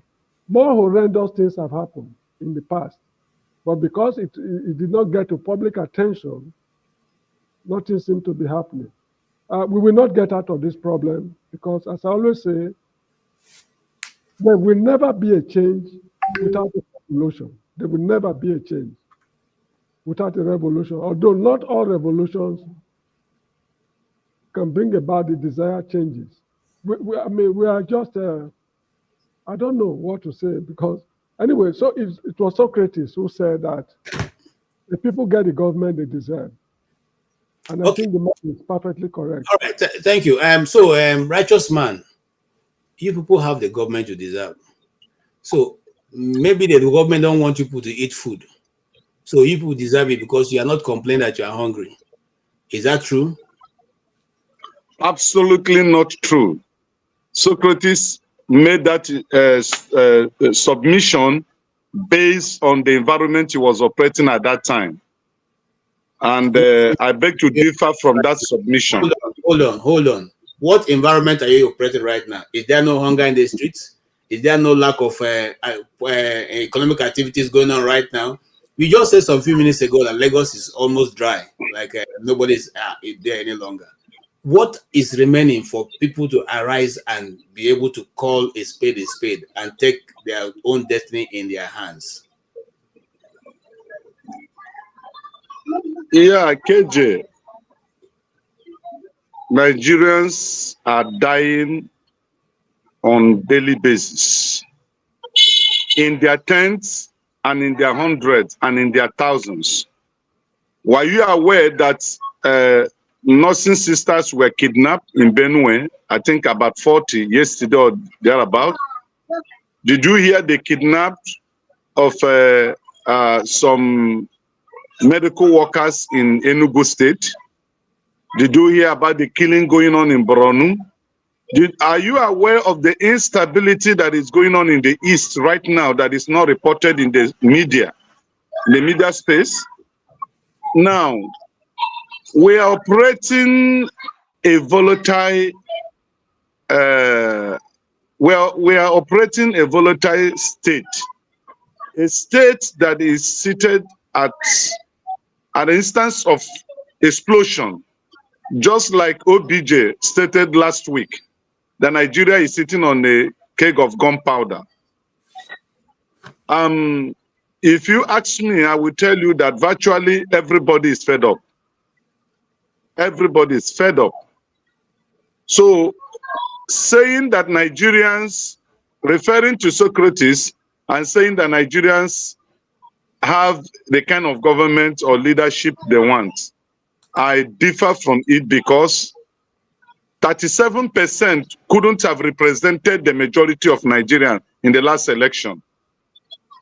If somebody scored 37% and he became a president, it means that more than 63% of the voters did not vote for him. So we do not we have not gotten the kind of leadership we deserve. Rather, we've gotten the leadership that the elite class have given to us. And that is why we are where we are today. We are facing hunger. We are facing poverty. We are facing debt. We are facing infrastructure decay. We are facing all kinds of abnormalities that shouldn't happen in a 21st century society. Now, let me say this. Don't be shocked if tomorrow we discover that the crude oil that Nigeria is dependent on have been mortgaged through borrowing. And that may be the secret why they have not been able to release enough crude oil to Dangote. That may be one of the reasons why they are dangling all kinds of stories you are hearing day by day. Because it could be that all the loans that the government have been collecting, they may have mortgaged our crude oil with those loans. And we are thinking that we have oil to export. Why the oil belongs to the creditors, just like we are seeing about this presidential aircraft that have been seized in France. Okay. And I was reading this morning that a court in the United States also have given a go-ahead for a seizure of Nigerian assets in the US. And that may also happen in Canada, in Japan, Solomon Island, and in the UK. Okay. So we are in a very peculiar situation that Nigerians abroad, I've been calling on Nigerians abroad. If there is going to be savior, Nigerians abroad will be the Nigeria savior. Because you got a lot to do that nobody will harass you. Even as I'm talking to you today, maybe next Saturday I may not be here because they may listen to me now and go after me. So it's a terrible situation we're in. Thank you. Thank you so much. Mr. Adeniyi, if you are packed, we will get you on, but we don't take people while they're driving. So if you stop, we can give you an opportunity to speak. Please, let me quickly respond. I promise not to consume much time. When I say the people get the government they deserve, this is what I mean. When I was living in Nigeria, during Shagari's, I think, second election, 1983, if I'm not mistaken, in Ondo State, Akin Omobori and Michael Ajashin contested the election, UPN, NPN. When they declared Akin Omobori winner, the people of Ondo State said, no, this is not the man we voted for. They took over the streets. The Supreme Court had no option to instantly reverse the judgment. Then the second example is Babangida's time. He dribbled the nation 3 times. He promised to hand over. 4th time, he disappointed us. 2nd time, the same thing. The 3rd time, when the Yorubas told him enough is enough, nobody compelled him to make up his mind that I'm stepping aside. Down till this day, he's still stepping aside. He did not say I'm resigning. So when Nigerians are tired of saying they are tired, they will know what to do. All right. Lastly, please, I'm very sorry. Lastly, go ahead. We should be very careful. Those who are abroad, that's Nigerians in the diaspora, responding to the needs of the people of Nigeria. In this country where I live, for example, there's what they call sedition law. If I should connive with anybody against the government of Nigeria, I can be prosecuted in this country and sent to jail or deported for engaging myself in subversive activities. So if you are saying that those in London, Paris, New York, Australia should come together, raise money, look, it has terribly serious implications. A lot of people will be landed into problems. Those who are at home, they should do what they can to correct the situation. We abroad, we are doing what we can to sustain them at home. Most of our income here, we remit it to the people at home in the form of foreign remittances. So They should not create problems for us just because we are abroad. It's cowardice on their part if they are unable to take the bull by the horn. If the Yorubas forced Babangida from office, if people of Ondo State gave Michael Ajashi his entitlement, what stopped them from doing the same thing now? At least we've not forgotten them. We still send money home. This is why remittances from abroad is one of the major sources of income of the federal government of Nigeria today. Thank you. Thank you so much. And that's good to note that those Nigerians abroad are contributing immensely to holding back families. And that's why the situation is even a bit bearable, because it's no longer about the ones who do not have. Even those who are in government are asking for. Those we know that our businessmen are asking for. And so, again, on this platform, our desire is to see that Nigeria moves forward and to see that good governance and good policies are implemented. We'll keep raising the questions, irrespective of who doesn't think we are making any progress. We'll keep raising those questions and make a useful discussion and inroad into what can be done to better the lives of Nigerians. But we are not going to be, going to, of course, go beyond discussing these things. If we want to, and anybody who picks an interest knows how to go about that. It's not for us to say on this platform. More so that not everything that is discussed in the open space. Mr. Adeni, I'm still waiting for you to park your car so that we can talk to you. We're not going to take you if you keep driving. If you park, we can give you an opportunity to make your comment before you continue. Is that okay? KJ, please, can I say something, please, KJ? Go ahead. Okay, my brother, Mr. James, yes, I don't think that anyone is asking any Nigerian in diaspora to contribute money to fight the government.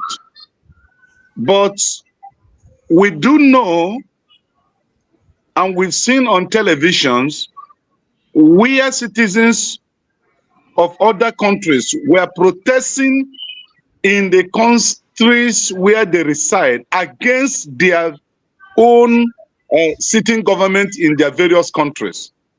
We've had some, at least I've witnessed some in Germany. I've witnessed during the Arab Spring happening in various countries in Africa, while Arab people that are scattered all over the world in their various countries, they were protesting. That is not seditious.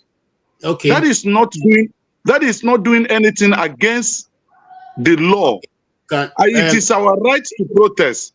And I made my submission not asking you to go and contribute money to fight the government. No.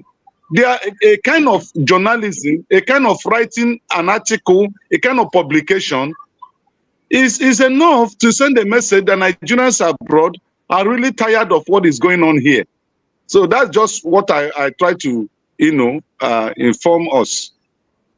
Okay, thank you. And I thought we were going to take Mr. Denny, but it's like his network is failing him. Yeah, the flagship. Before we come to Bob Chisco, the flagship. What have you to say? I'm sorry. What have you to say concerning so far the discussion?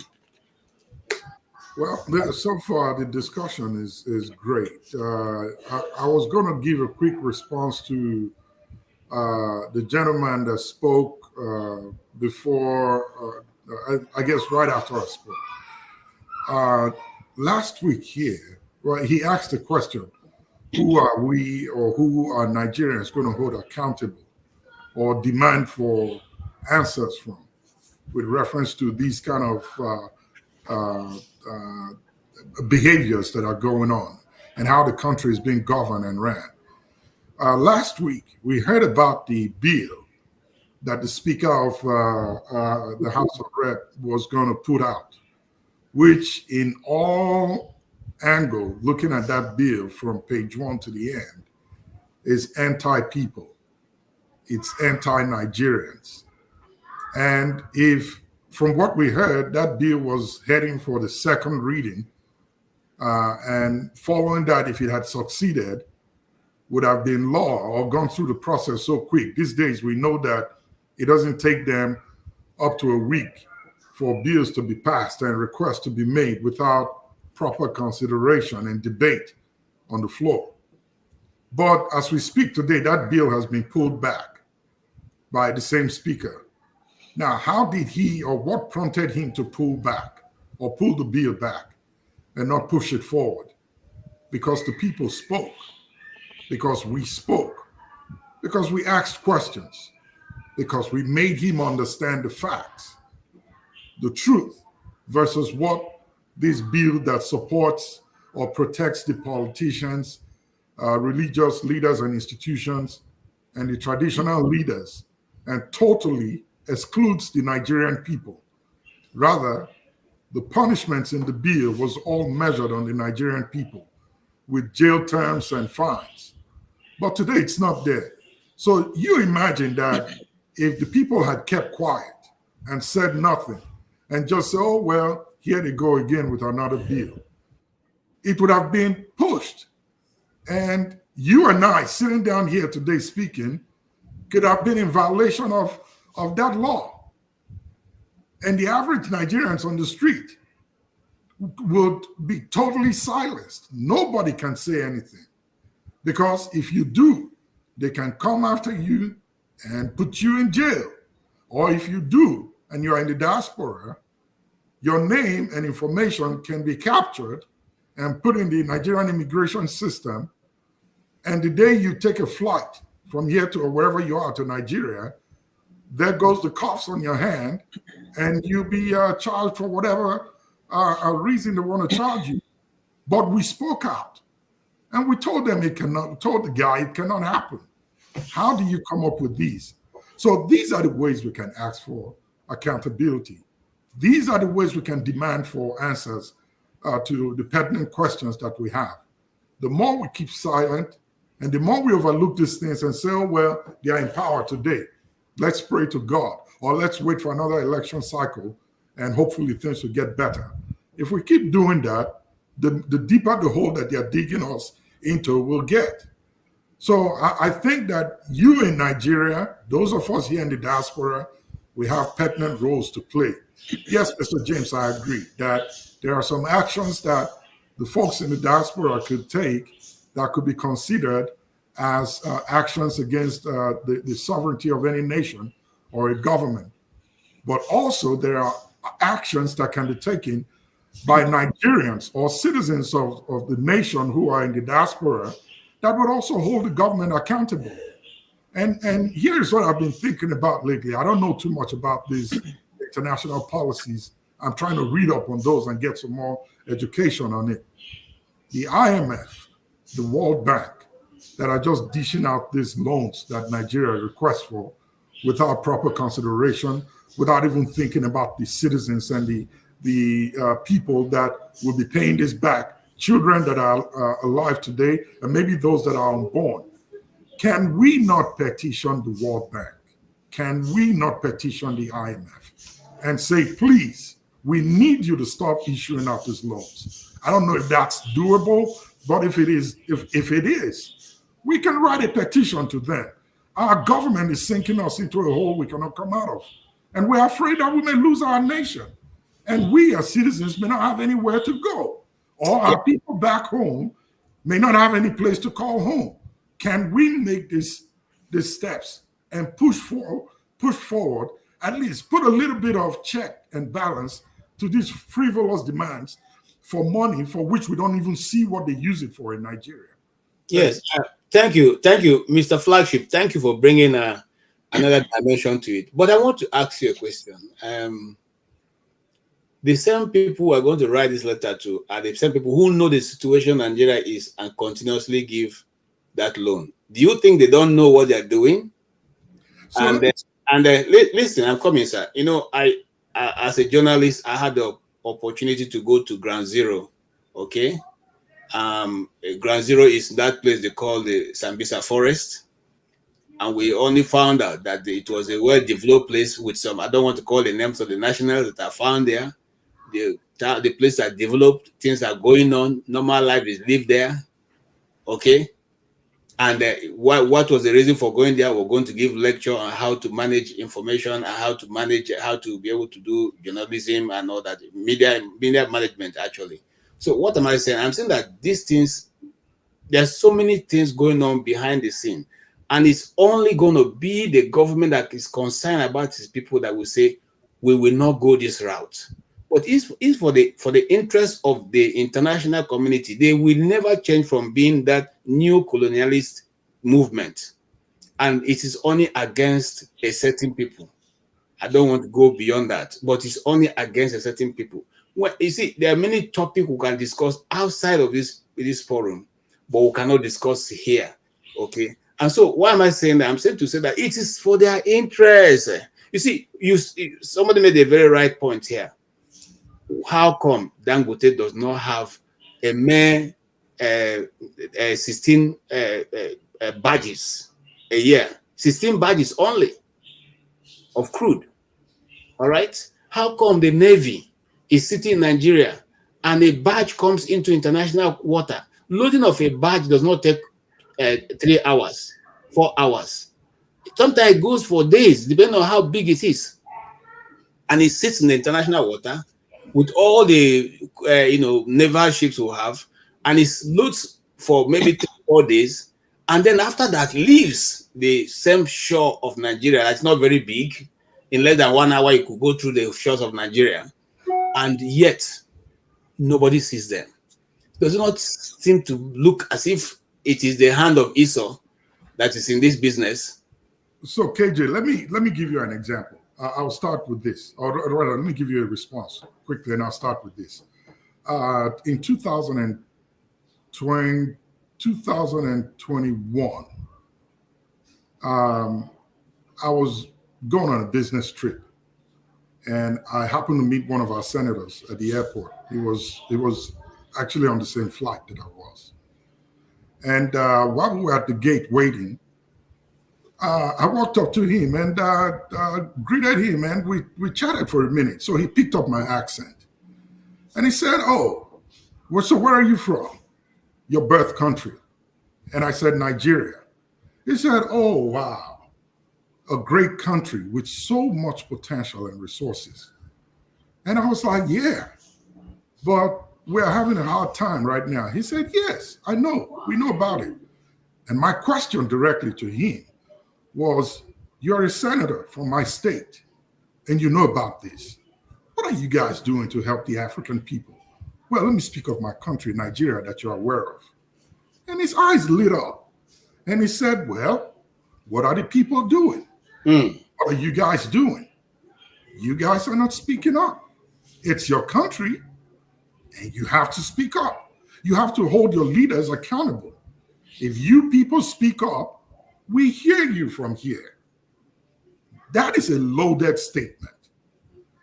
The reason why these things are happening and why you think that these same guys may not be able to do what we demand for is because we are complacent. We sit down, we don't say anything, we take it as it comes, forgetting that these politicians and privileged folks that are in office, I don't like to call them elites, they are not. They parley with these foreign governments. The governments, they know, look, if you can subject your people and we get what we want from you and they don't say anything, oh, it's all well and good. But do you know that if the Nigerian people push back today, I mean push back really hard, these same foreign nationals or governments will turn around and tell them that, look, your people are crying out. It's going to endanger our investments and our interest in your country if this continues to go on. So go back home and fix the problem, or at least give them some relief and let them calm down. So until we get to that point where we push back, where we really hold these guys accountable, those in the West will pull back a little bit and watch and see how it goes before they make any form of advancement. So we have to. There is a way out. Yes, they are playing with them, they parley with them, they control all of these things, but it's because we, the people, just take it as it comes, and nobody's asking questions. Nobody's confronting them. Nobody is saying, why is it this way? I mean, we see our politicians here in the West. We've met a few. I've met a few of them, and it's despicable when you see them around. Of course, yeah, they drive cars, go to a rental car facility, pick up their own cars, and drive. Governors of states, senators, House of Rep members. Nobody drives them here. Nobody cares about them here. But when you ask them these questions, then they begin to hide. So as it is right now, when they meet Nigerians, they really don't want to talk to them or do anything with them for fear of being confronted. So until we start to begin asking questions and demanding for, I mean, when I say demanding for answers, we are demanding for it. If we have a conversation about accountability today, we put a timestamp on it. In 6 months, we are meeting again to talk about the progress we've made on this subject, accountability. We're not going to go back to another subject until we get good results or good answers from you. Then they begin to know that the people know what's going on and they have to give answers. But when we talk about it today, for example, Paris Olympics last week, it's almost fizzling out. Nobody's going to hear about it again. The media is not going to talk about it. Nobody's going to call the minister and say, come give account. He's giving his own side of the story, and he's told her that he's going to ask questions within his team. And he dies there. The media is not going to say anything about it. Here we are again with a new one. 3 jet planes that belong to the presidency seized apparently in Paris. Nobody's going to talk about it again, I bet you, by the end of next week. This is how it keeps going. Yeah. Thank you. And I want to come to you, Bob Chisco. And now, don't you think the turnaround of news in Nigeria seems to be very funny? Because once the thing is reported, there's no follow-up. Once they mention it on their, before now it used to be 30 million Nigerians cannot be wrong, NTA, okay? So now that government have lost the ability to control the narrative, even the private media mention things that are of national importance once, and that is all, if they even do mention it at all. What is happening? Is it that we have totally lost the ability to stand the ground where we can be a nation? Or is it that somebody is deliberately making sure that Nigerians just keep bolting out of the country so that at the end, whatever is left of the country, they can manage? What is happening? You see, on the issue of the media and the people, you mentioned about CNBC, CNN, and all these foreign televisions. These are television stations that have stood out for years, people who do their job, not looking backwards on any sanctions coming from the government. When we were growing up, NTA used to be darling station of every Nigerian then. Today, visually, can you count how many people that will tell you they still know if NTA exists? I know NTA exists today, but how many Nigerians have interest today as it used to be back in the days when we were growing up? Today, NTA is seen as a puppet, as an appendage of the government. Who or what director general comes to NTA to say what will go against the people in government? The next day you find yourself out, another person replaces you, and nobody asks questions. You go to court, and the court will be waiting for you, as they used to say, go to court. And they tell you go to court because they know they have their Abraham and Isaac and Jacob in various arms of judiciary. My brother, the mainstream media in Nigeria today, they have not done much to ameliorate all these goings on in Nigeria.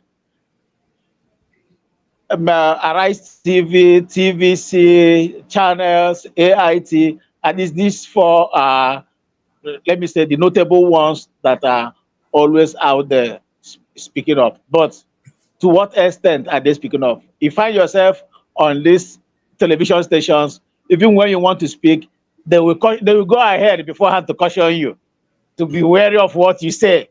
Can you imagine? To be wary of what you say. Because of what? They don't want the NBC to come after them because of what a guest has said on their TV. We have heard severally how NBC slammed Arise TV on what some of their guests, came to say on their TV channels. Should it be like that? No, because the government want the TV stations to always make sure that their guests speaks what the government wants to hear. They don't want to hear the truth. You keep maltreating the people, and when people come out on TV to speak, you want to shut them up. Last week I was watching Professor, what's that his name? Sam Ahmadi. When they had a briefing, the man came out to say the fact that the destruction of 2023 general election, that judiciary and INEC should be held accountable. That everything that went wrong on that election should be placed on the neck of the judiciary and INEC. Because what they told us they are going to do according to the law, they failed to do it. And when the people went to the court to seek justice, it was then that people started to believe, oh, is that the reason why they tell you go to court? Go to court. Because go to court has become a language that whenever you hear it, you immediately know what they mean. After all, we put them there and they must do our bidding. The judiciary has been pocketed, and judiciary that should be seen as a tool to help to fight for the citizens, to speak truth to power. The judiciary today in Nigeria has gone below what is expected. Like, look at all these podcasts that is existing now. People using their private channels, like this thing we are doing here on Dr. Damage's show. This is organic. People come out here to speak their mind. Nobody comes to tell us what to say. We say it the way we want to say it. Whether it is what you want to hear or what you don't want to hear. We say it because we are concerned. We are concerned. If I used to send money back home once in a month, previously, under this devilish government of APC, the period I used to send money back home now has tripled. If you used to send money back home once, it is now 3 times or 4 times in a month. Because of what? Inflation has taken everything. It has taken everything. My brother, our help can only come when Nigerians do the needful. And that needful to me, I see it coming very soon. In any way where it will come. It will come. Yeah. Thank you so much. When you can criticize Babangida for a lot of things, but one of the things you cannot criticize Babangida is he was not somebody who suppresses people who are radicals. Because only a radical mind that can give you, you see, I was reading about Bill Gates, and he says he employs 2 kinds of people: the very intelligent ones, and the ones that are very lazy. He said because the very intelligent ones will create those complicated machines, and they will put the process to it, to manipulate it, very complicated. Then he takes the machine and give to the very lazy ones, and the very lazy ones will look at it and say, why do you have to go A, B, C, D, E, F to get to just Z? You can actually just do A, B, and you are already in Z. So that is why his machines seem to be a bit not as complex as other ones, because he thinks about those who are, not very, lazy guys who don't just want to move their brain. But Babangida's time, he said, for a society that destroys its radicals, that society is doomed. The Igbos have a saying: you can only caution look, in my community, there's a time that when you go for wrestling, the wrestling becomes, if your community is being defeated, the young men there may want to fight. They either sit and watch people fight. When the fight has been fought properly and you now know who is stronger, they divide the fight. And you go to your community, your home, and your father say, hey, Mwam, that is my son, you have done well. The way you were able to take up that means that you can take challenge when I'm not here. You are taught to stand and take, a very aggressive position, especially against anybody who's trying to, interfere in your family. So if you destroy the young men in Nigeria who are asking those questions, why? Who is going to stand in for Nigeria in the next 10, 20, 30 years? Or are you hoping that the same leadership that is occupying the position now will keep occupying that position even in the next 30 years? Mr. Righteous Man, you are sitting in the streets of Lagos. Tell us, is that people don't want people who can ask the pertinent question, the otherwise question, the heart-probing, mind-searching questions? You don't like such people? KJ, the truth remains that the Nigerian society, the way the country is structured, it hates truth. Though somebody will ask, define truth. Truth is subjective. But the truth is this, that the society, the country we call our own, the structure of this country cannot produce anything that will benefit the people. I've been one of those clamoring for a total restructuring of Nigeria if Nigeria will still remain as a federation. This country needs to be restructured. For example, when you go to the police and maybe you have somebody there you want to bail, in every police station in Nigeria is written bail is free. But actually, bail is not free. And when you refer to the sitting policeman who happens to be the IPO to the case and say, but sir or ma, on the wall here is written bail is free. He will tell you, I beg, forget that thing. I beg, okay. It's like you're not ready to get your person out of the case or whatever. So you see that it's a society that is built on deception, lies. Deception, lies. And in such society, the best can never be given the opportunity of leadership. So that is why you hear the popular saying in Nigeria, if you can't beat them, you join them. It is a society where when you stand for truth, you will be hated for saying the truth. People will go for your head for standing for truth or saying the right thing. It is only few Nigerians who believe that it is only truth that can set this country free, stands and speak truth to power, not minding what happens to them tomorrow. You have had prominent Nigerians suddenly disappear, suddenly gone, and nobody asks question, what happened? How did it manage? Why should this thing happen?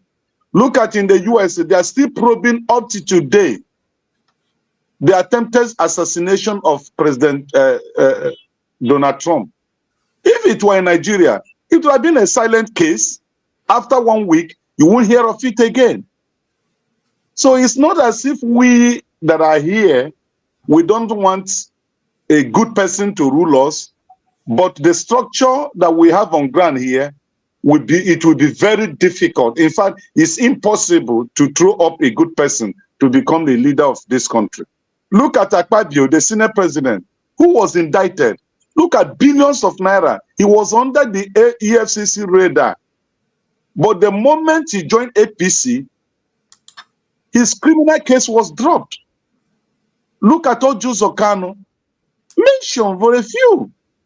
So it's a system that rewards evil, that rewards criminality. And this system can never produce anything good. Because if you refuse to play along with them, they will go after you. All right. So that is just it. Thank you so much. And I want to remind our audience, both those who are here and those who are in the comment section, this channel is solely run by Dr. Damages and is using his own personal funds. It will help if we all can help to send us a super chat, whatever you can do to try to reduce the burden that's upon his shoulders right now, and it will be welcomed. Meanwhile, if you like our approach also, please support us, invite your friends to this platform. Let's also increase in number, not only in money, but also in number. All right, let's make traction. And the next question, or next topic we're going to be discussing is about the Supreme Court that is about to have a new leadership. And that new leadership is going to either make or mar or the existing what's already has been on ground. And I dare to say that we don't know how that's going to play out. And we don't know what is going to be this thing. What do you say? And while you're thinking of what to say, I want you to enjoy this piece of music that comes from the place that I come from.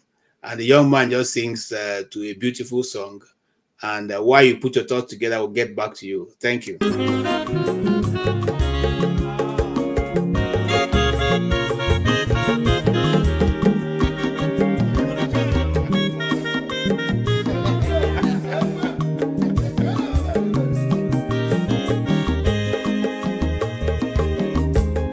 Onye mazolo bio akwa nwa zoro bio Max ibia bunye go kwanu mo no fube nazo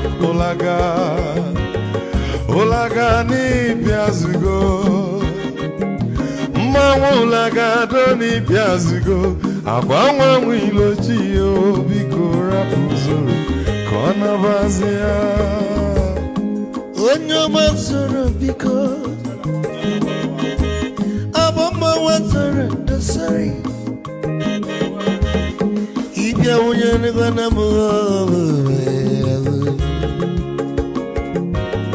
Ulaga doni biazigo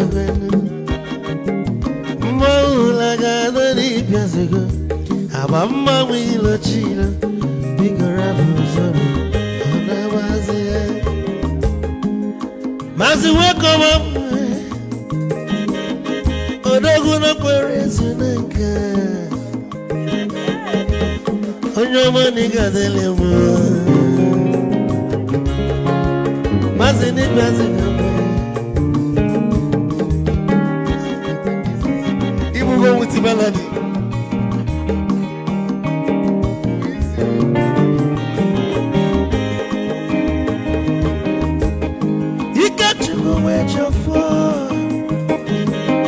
Odogu na chala noka Ezi wane mliga delemo Olaga doni bezigo noe Olaga doni bezigo Amama mwilo chilo Bigora muzoro Anabazi Te Onyama zoro ne Mama wazara nesari Ibya muyanu kwana mo ofube naru Olaga no ne biazugo Nazaboy Olaga. Okay, you're welcome back. And thank you for that short break. And we needed to get that break so that we can make our coffee fresh. And maybe whatever you're taking, it's a weekend, so and it's have your say. And on this platform, we allow you to express it the way you want to express it. Yes. Now, recently, I think like yesterday or thereabout, there was this notice that the Chief Justice of Nigeria will be retiring, and it was going to be replaced by Justice Kudirat. And so the question would be, having seen how the previous judgments and all that went, are we hoping that things will change? Are we going to get a better deal with the woman who's probably be the second woman to head that office? Are we going to get a better deal this time around? Or are we still going to continue the same trajectory where justices of the Supreme Court decide to be an advocate for also political parties when the cases are brought? Like we saw in the last case where the chief judge or the justices themselves turned around to blame the parties that brought cases to them for even bringing the case in the first place, and help to now manufacture figures as they did in the one in Imo State, that will help to put the person in government. Do you think that there's going to be a change in our judicial operation? Will there be more transparency? Will there be less corruption? Is she going to bring a new wave? And I'll come to you, Mr. James, so we'll go from that point. Yeah, I still stand by what I said earlier on. There cannot be a change without a revolution. That's just it. And if the chief, anyway, I don't know how to put it. The problem is this: we have consistently refused to learn from history. Our nearest neighbor, one of our nearest neighbors, Ghana, went through what we are going through now in Nigeria. I remember when General Rawlings was in office, the judges were misbehaving in the country. They were passing what I call funny judgments, what is not expected of them. And a group of, I don't know whether to call them patriots, well, it's up to the Ghanaians. A group of Ghanaians got themselves together and they did what they were not expected to do in the interest of the country. In the course of doing what they are not expected to do, I think 3 or 4 judges were extrajudicially executed. They were killed at a place called Bondasi in Greater Accra region, on your way to Aflao. That's where they killed them in the night. Till this day, the Ghanaians are still asking a very crucial question: who killed the judges? Nobody has been able to give them satisfactory answer. Although some boys were executed, Amatekwe and others, they were executed somewhere near someone prison.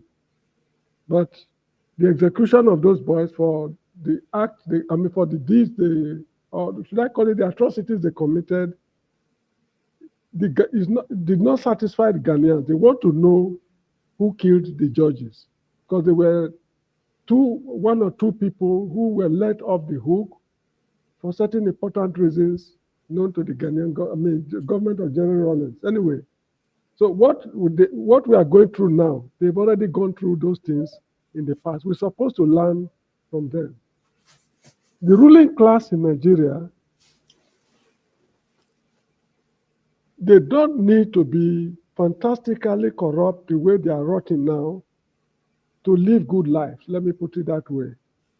Look, if Nigeria is properly organized, let's say Nigeria is an industrialized country, we're producing very light goods like computers, ceiling fans, refrigerators, and motorcycles and things like that.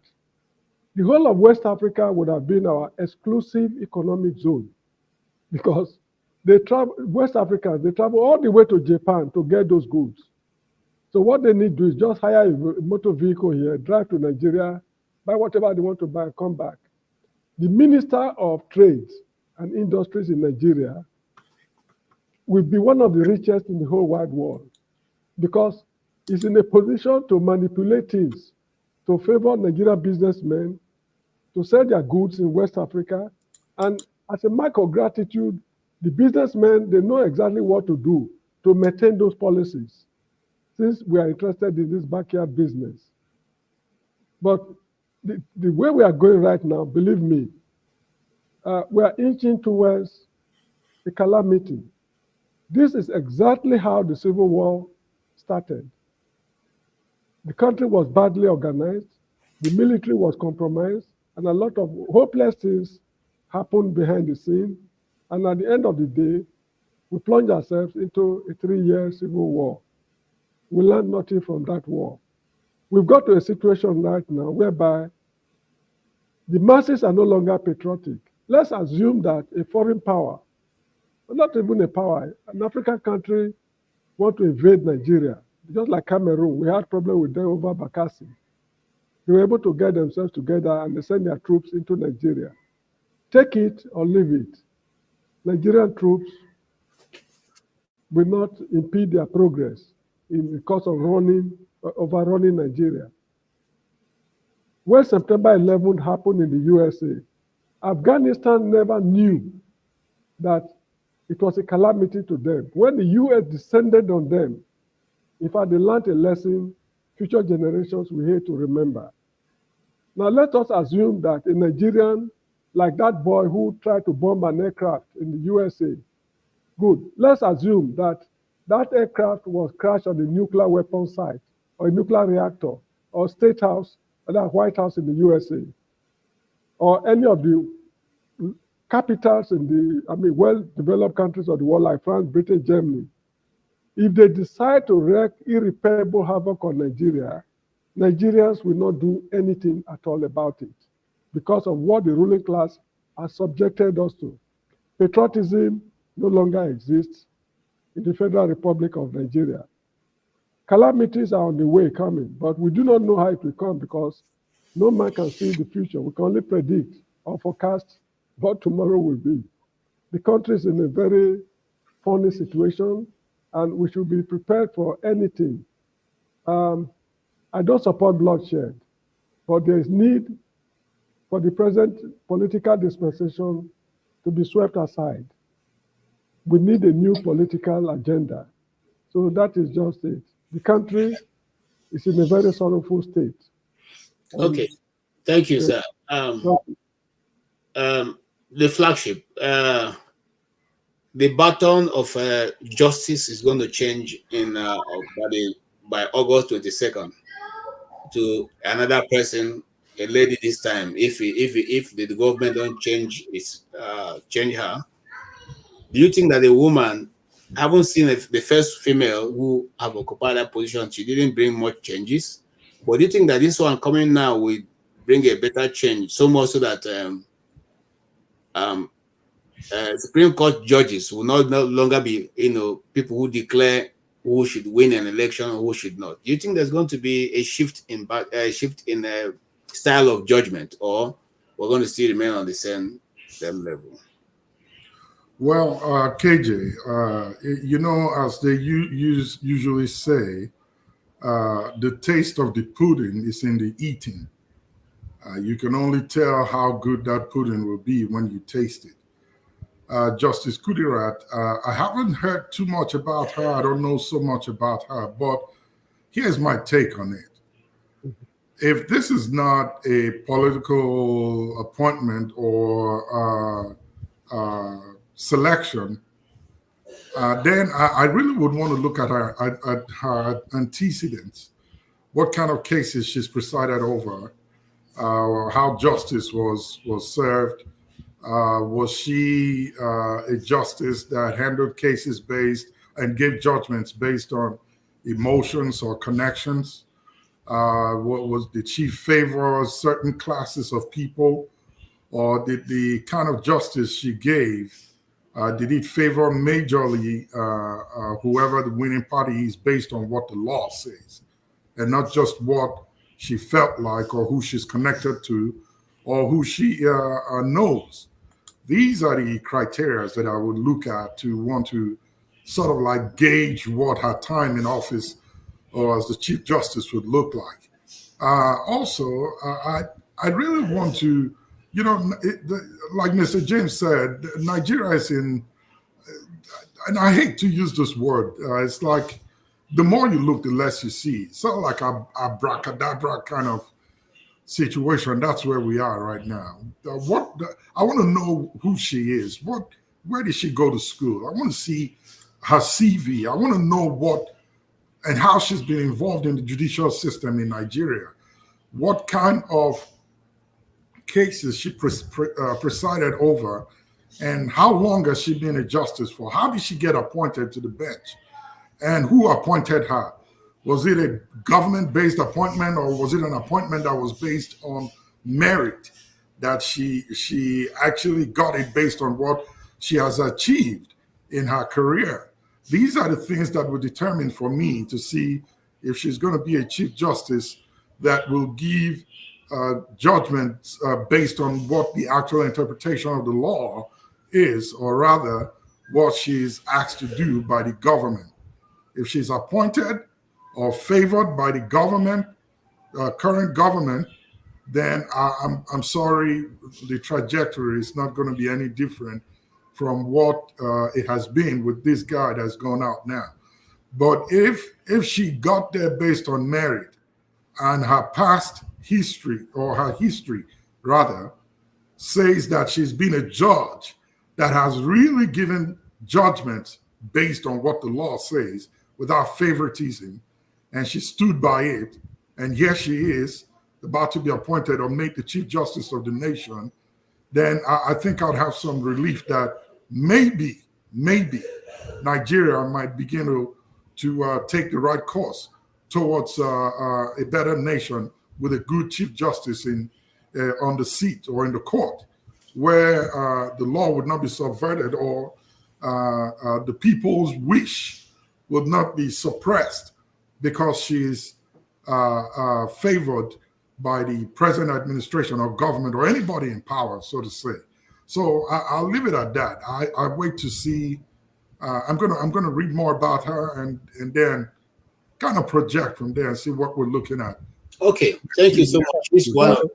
Sorry, Mr. KJ. Okay. The people of Benin City have a saying, "Enye or bienye," that it is snakes that give birth to snakes. We'll be expecting too much from this woman. Okay. He cannot deliver anything. It is snakes that give birth to snakes. Enye or bienye. Okay. Thank you. Okay, having a feedback. All right, thank you. And Justice Kuderat is one of the most senior justices in the Supreme Court, and of course, the National Judicial Commission.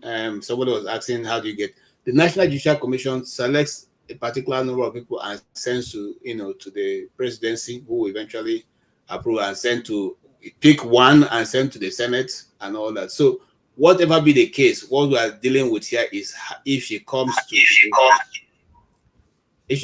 on, whether she'll be able to change the trajectory that Nigeria is heading now, and that's what is important.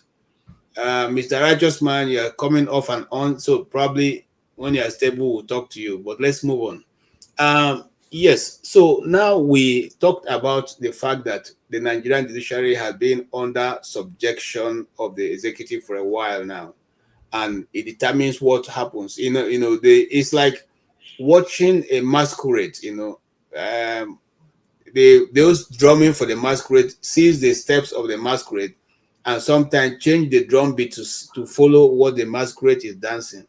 Sometimes I see that is what the Nigerian judiciary is like. If you appoint somebody, the person comes and watches you. If you're not keeping to the rule of law, they follow you in that same manner to keep trying to please you. And the same thing can go for the police, can go for the army and others, because it's only in Nigeria that a general cannot take over the work of a Minister of Information to warn Nigerians against any form of protest. Meanwhile, it is in the Constitution that you can protest if you want. It can even be a one-man protest. You can be a group protest. Nothing says that you cannot protest. All right. I wanted to say something to what Mr. James said with reference to this next judicial appointment that is coming up. Yes, I agree that Nigeria is considered as a state that's in a rotten and kind of precarious position right now. But remember that the last election, Governor Oti of Abia State is where he is today because of the stance that the chief electoral officer from that state took, in spite of how corrupt or bought over every other electoral officer in the process, or whoever was bought. I wouldn't say all, and let me use the word allegedly. Whoever they were that were bought, but she stood her stance and made sure that the actual result, as collated, is what is presented, and she never shifted. And that's how Oti made it into office. I would want to believe that even if, and this is based on assumption, even if Justice Kudirat is favored by the president and is sent to the Senate for confirmation and all of that stuff, that in her heart of hearts, as a Nigerian, seeing where the nation is and what our precarious situation is, she would or she will decide to toe the line of truth, fairness, and justice if she gets appointed into the court to oversee the judicial affairs of the nation, that she will be that same electoral officer who also is a female that will stand and say, no, yes, I got here based on favoritism, but I'm going to do what the law says and I'm going to stick with it regardless of what happens. I think we have a good shot if she decides to be that kind of person when she gets into the court. All right, thank you. We welcome Man of Prestige. Man of Prestige, you're welcome. It's taken a while that we saw you, so I'm sure you have come with a lot of information for us. You're welcome. Your take, sir. Yeah, thank you very much. I mean, I've not been listening. I was in a different platform, to be honest. I just joined, but I can get the narrative for what Mr. Flagship was talking about. So it probably has to do with the possible CJ, right, which is a woman. But the question I'm going to pose, I've not been able to read anything about her. I'll be very honest. So I don't know her credential. I'm always for equity. I'm always for diversity and equity. You know, in that regard, you know, I think it's time. You know, we should have it 50-50. In my own opinion. Women and men, you know, because women make, you know, good candidates in all aspects. They're very smart. So having said that, is she in line for the position or just another nepotism? Because what I'm seeing in Nigeria, you know, because Tnubu has always imported people from Lagos. I'll be very specific, not necessarily Yoruba, but they're all Yorubas, but his nepotism has gone to a different level. It has to do with Lagosians, just people in that perimeter, you know. I mean, Nigeria is not Lagos. I mean, you have to, you know, broaden the horizon. You know, we have a lot of intellectual all part of the country, but I don't have an issue with that. If she's qualified, is she in line or just nepotism? Can you tell me? I don't know much about her. Okay. Yes, she is the most senior judge right now in the Nigerian court system, and the present one is going to be retiring so her position will come into effect by 22nd of August, assuming that the president does not change his mind. Now the question is are we going to see a different scenario right now, you know, from judges pandering to politicians, or is she going to still play the same, take the same toll? Because if you look at it, she's going to be in position until Tinubu's second term. Her tenure will end in 2028. That means that she's going to oversee the next election. And so it is, you know, it is pertinent for her to see herself coming as a new and a much renewed justice system for the Nigerian people. The Nigerian people have gotten the last, you know, the short end of the stick all this while. The justice is no longer for the common man. The justice is now for the highest bidder. Is that going to change? That's the question.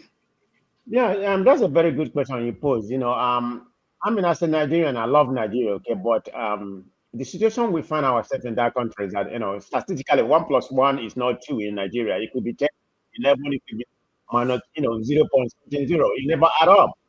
I mean, nothing is really working.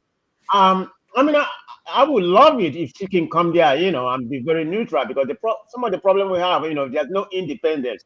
The three judiciary, you know, I mean, they're not functioning. I mean, not even the, you know, the House of Representatives, the Congress, you know, they're like sycophants, you know, to the president. But at least if you can have a separation of power where the judiciary, which is very important for any function of government to operate, then we can pivot to the right direction, at least to minimize the problem we have in this country right now. I don't know. Like I said, I don't know much about her. All we can do is hope. But I'm skeptical, okay? You know, I don't mean to be pessimistic, but because Nigeria has taught me a lot of lessons since I was born up to right now, or since I started following Nigerian politics. I'm not saying where I am right now in America, we're not corrupt, there's no corrupt, but the institution is very strong. We're talking about politics, Kamala Harris or George Bush, whomever come into power, regardless of what they do, there's a check and balance. But we don't have that. For any country to function, as an independent country, there has to be check and balance in that regard. And judiciary is supposed to be number one. But that doesn't happen in Nigerian sports. So I'm skeptical of KJ. I don't know much about her, but we can only hope. But if you ask me, is that going to happen? I would say no. I'm just going to go by Nigeria antecedent. Okay. So that's where I'm coming from. But I need to read more about her. But it's a very good question. Thank you. Thank you. And yes, we will come to you, man of prestige. And let's move a little bit further.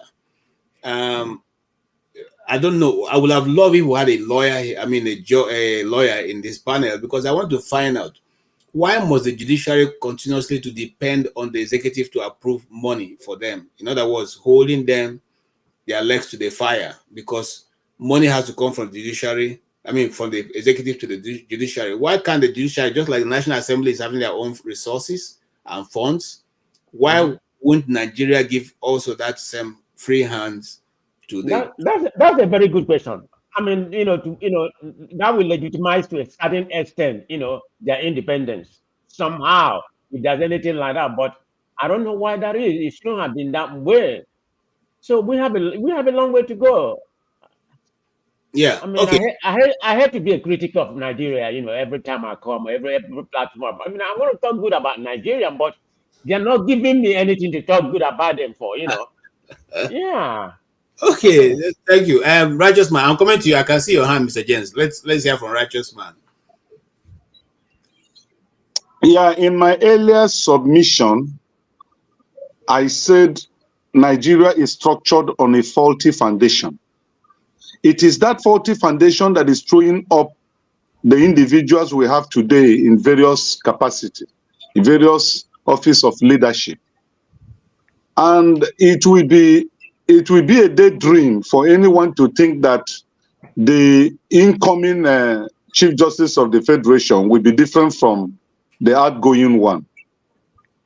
It will be a daydream. Nothing is going to change for the good of the Nigerian people. Because just like our brother made a submission, it is all about Lagos politicians, Lagos elites that are occupying this present administration. Have you not asked a question, or wouldn't it be good for one to reason to ask this question? During Buhari regime, the person that he appointed as the Chief Justice of the Federation was from his side. Why is it that a neutral person that is not from the same political space in Nigeria or the same religion will occupy a sensitive position like the Chief Justice of the Federation? Why was the South man removed, boggled out, to bring the man that retired before this present outgoing one during Buhari regime? Are we not smelling rats? So this person that is coming now is coming to stand to perfect whatever that will be in 2027 general elections. Remember, there is a toga that says go to court. Because when a state is captured, every vital institution there is also captured. When we say a state is captured, it means the institution of that state is under the control of a certain group of individuals. And those individuals dictate what happens. So we back here in Nigeria, we're not expecting anything extraordinary, because whoever that plays the pipe dictates the tone. So whoever that appoints the Chief Justice will work for that person. In the recent time, no Chief Justice of the Federation have worked for the Nigerian people. They have worked for those who appointed them. That is why there is 300% increase in the judiciary earning. And other institutions in Nigeria are lacking behind. Nobody's thinking about their welfare. But the judiciary is the one that have been singled out. Their welfare have been promoted more than 300%. You can imagine that. So I am not expecting anything extraordinary. In fact, it's going to be worse. That's my prediction. And I take it to the bank. In 2027, after the election, you will say, yeah, righteous man made this submission. It's going to be worse. Thank you. Thank you. KJ, I got a question for you. Yes. Do you have, can you pull up her biography? Something we could read up about her real quick? Just to see who, or know who she is. Okay, I will do that if I have anybody backstage helping me with that. Mr. James, Mr. James, your hands have been off for a while. Yes, the judiciary, they should not give them, they should not control their accounts. Because look at the legislatures controlling their own accounts. How responsible are they? Look at the executives controlling their own accounts. How responsible are they? What is the guarantee that the judiciary will be different? When they pass this, what's it called, local government something bill, I don't know what it is. I mean, when they won the case in court, the local government should get their money directly from the federal government. People are jubilating for reasons which I do not know, because the federal government is irresponsible as far as finances, managing the finances, is concerned. The state government are the same thing. The state legislators are the same thing. Federal legislators are the same thing. What is a guarantee that if you send millions to local government, they will single themselves out? This is a Nigerian character we are all analyzing. So if the judiciary is given special funds, if they're allowed to control their own funds, it will not make, in fact, it will even be worse, because look at the legislators. I think they're earning 14 million or so every month. And they are lying to you and me that they earn less than $1 million. So if you ask the judicial officers to be controlling, James, not 14 million, 21 million. 21 million, good. I'm sorry for lying against them. I lied against them that they are earning 14 million while they are earning 21 million. So what is the guarantee that the judicial officers will not even do worse than that? So that is not the solution to the problem. The solution to the problem is a revolutionary government. There will never be a change without a revolution. Thank you. Thank you so much. And I want to say again that these are our views. For those who don't think we are making sense, it's okay. Everything shouldn't make sense to you. Okay. You can, there's something the white, I don't want to say white man before now will cost me. There's something that we say in English, which is that you can always agree to disagree. The only time it becomes a problem is when you are disagreeable. So while we're on this platform and trying to canvass what we understand about the situation going on, we have not said we are experts in these fields. And you have your opinion, and if you so feel strongly about it, just like they say, please, here is the link. Join us, and we'll ask you, and you can bring your very superior argument to these things. It will help every other person. Like I always say, until you point out my idiocy, I will not know that I'm an idiot. So, and I will appreciate your pointing it out for me, so I can learn from there. It's always only a foolish man who will say he doesn't want to learn when he's being corrected. Me, I'm not a foolish man, but I can be an idiot, just like some of you have said. And it doesn't matter. It's your opinion, and you're entitled to it. That's why I like America. In America, you can say anything to anybody. It doesn't matter. It doesn't matter. You can say it as long as I don't hit the person. You can say anything you want to say to the person. All right.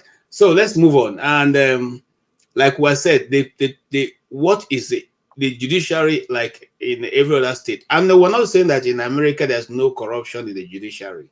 However, as the case goes from this county to the state to the federal, before you even get to the federal, sometimes those things are corrected once it doesn't.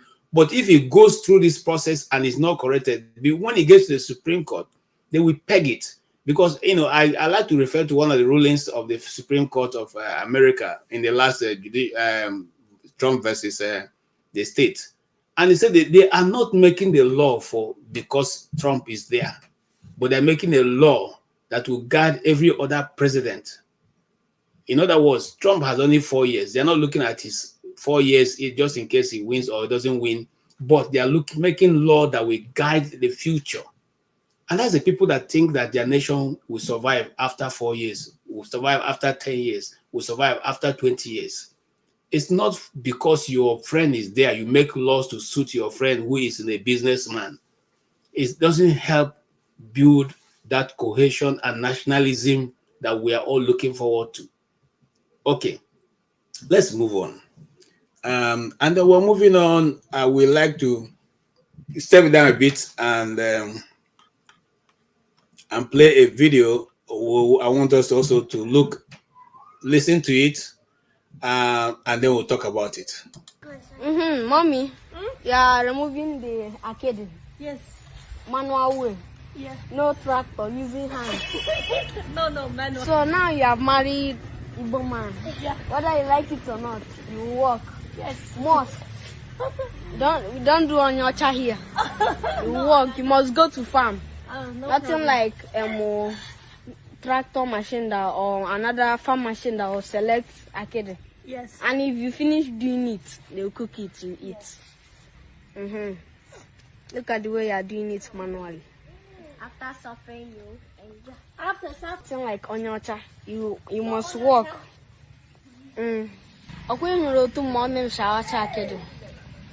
Obi ruru ya ala, anya ruru ya ala. Ọkwa onye ọcha o mana Igbo woman ka ọhụ ndị nje alụcha ndị Igbo after all ha na ha aga ubi emecha nwa ndị ụlọ agara ha ubi aghọtara ha ihe so o weturu obi ahụ and akidi n'ọla ọcha ụdụn ojugbote ihe oriri ka ọ dị very nutritious. Mmadụ na-eshiri anyị akidi la ụkpaka with ogiri mmanụ tikwuo ya ọka o otu shishi ọla dị mmanụ ahụ so anyị na-eri ya mgbe niile ọ ya ka mọmị shi ọbịa tata ka eweta ya ka anyị ka o shie ya. Okay. Thank you for indulging me on that video, and please don't crucify me. That's the only one I could find. If I found the Hausa one, I probably will use it. If I found the Yoruba one, I probably use it. But this one I found. And why did I bring it up? I brought it up because I was so overwhelmingly impressed by this young man. He spoke Igbo language, the deep one. As not every Igbo person knows what Akidi is, except you understand Igbo language deeply.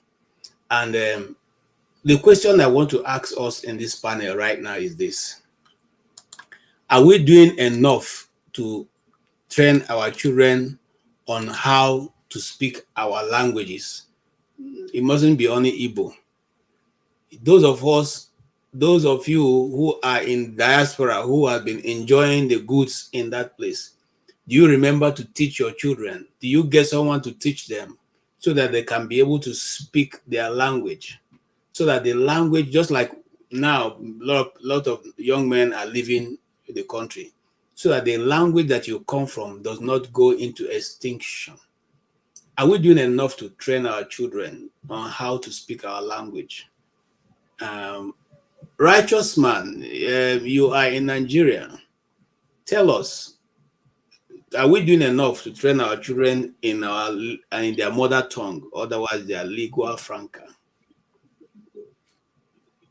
KJ, such a nice and wonderful question. But before I will answer that question, I want to ask every panelist here, especially those of us that are in abroad over there. When we talk about sending money to those in Nigeria, have you considered those Nigerians that have nobody abroad? What happens to them? Millions of Nigerians, millions, uncountable millions. Let me use the word uncountable. which means their number is outrageous. There have no human being in abroad. So what happens to them? That is why the consciousness of changing this nation must be a primary focus in the heart of every Nigerian, whether home or abroad. Because when you are satisfied and your family is satisfied, the next neighbor is not okay. You've not done well. Just like Jesus said, love your neighbor as you love yourself. So back to the question. It's embarrassing because we that are home here, when we see some of our relatives or friends or well-wishers who lives abroad in diaspora comes back home here with their children, we are much disappointed.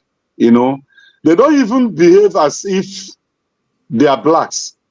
They look at us as if we are abstract human beings that are not supposed to exist.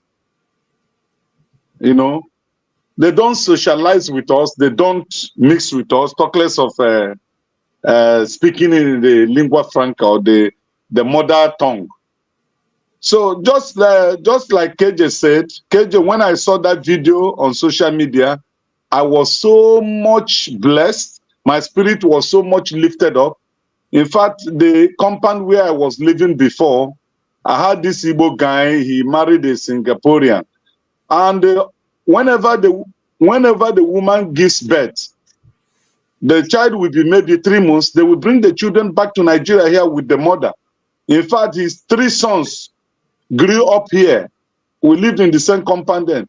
The woman, whenever it's summer, they don't travel to any other country. They come back to Nigeria. If that woman prepare a goosey soup for you, man, because we are very close, he will always call me, say, I better come down to my flat. Let's discuss, take some drinks.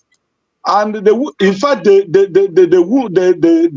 Asian woman speaks Igbo. I was shocked. So it depends on individuals, and it will be a thing of pride that wherever you are, you do not lose hold to your mother's tongue. It's very, very necessary. The white people here, I attended the naming ceremony in Ikoyi some few years back. He's a German, but he got married to an Igbo lady.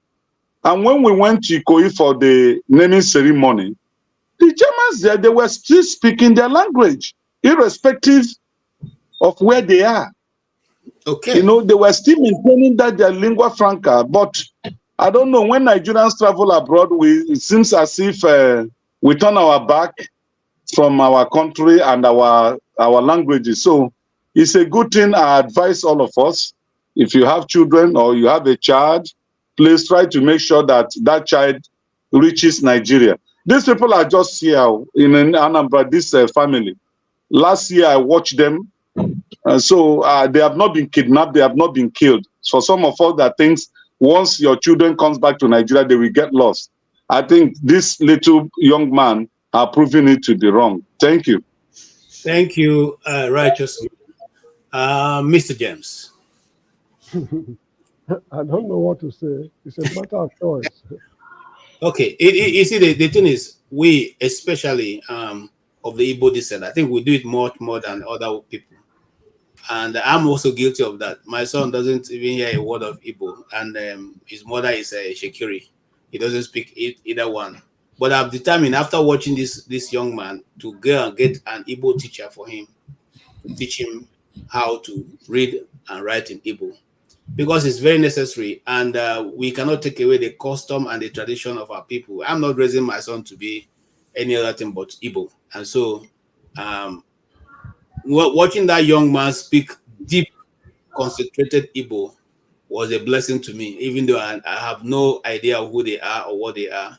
And it's not only that, you know, all around in the internet, you see some young children, you know, I've seen those of Hausa girls, a Hausa small girl, I think she was about 9, and I spoke fluent, you know, Hausa, you know, to my admiration. You know, I've seen some other, you know, Yorubas and all that, you know, different tribes who have spoken their you know, their languages, you know, their father's tongue, even though they are in a more advanced society. And I want to say this for those of us who speak other languages, it's a thing of, it's a thing of, you are respected when they ask how many languages you speak, and you say, I speak Hausa, I speak Tiv, I speak Igbo, I speak, English, and so they are marveled that you can speak other language. And, when they see you discuss in your own different tongue, they can't understand. They also marvel. Why do we need to throw away what we already have? Because we want to modernize our society.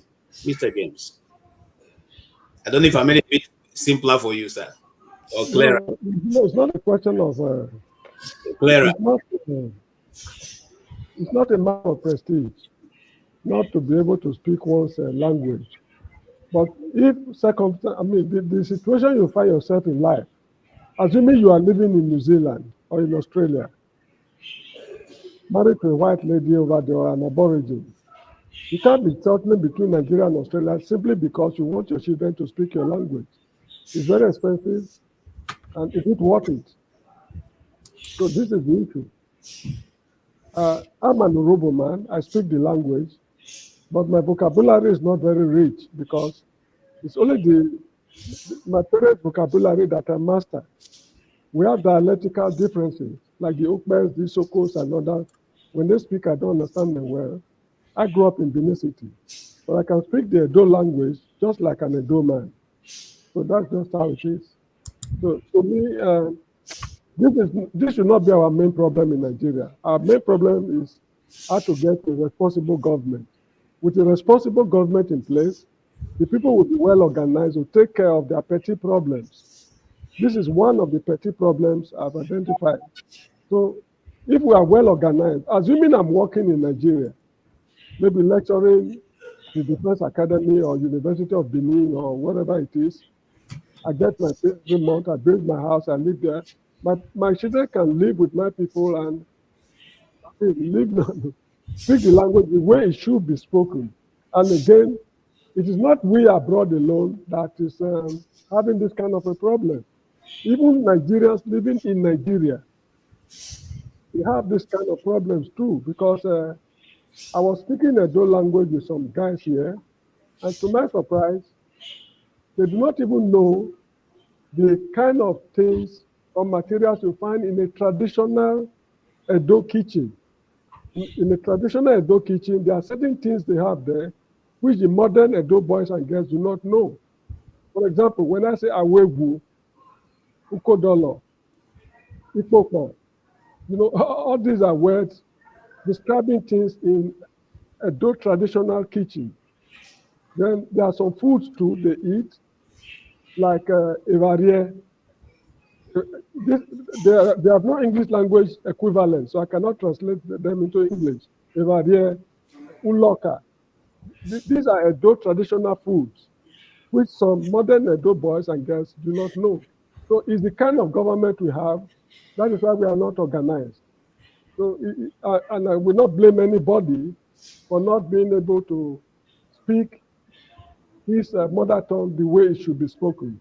It is one of the fallout of the irresponsible leadership we've been tolerating for so long. I'm sorry, I cannot answer your question appropriately. No, you have answered my question. I'm also laughing at people who making comments. You see, that's why you see the Igbos have a proverb that if you are not there when they bury the man, when you want to exhume him, you start digging from the legs. What we said here is that this was just an example for us to lead us into discussing the importance of teaching our children their mother tongue, because the mother tongue is a very strong way of keeping your tradition and your understanding of where you are coming from. A people without tradition do not exist after a while. They become everywhere belly face.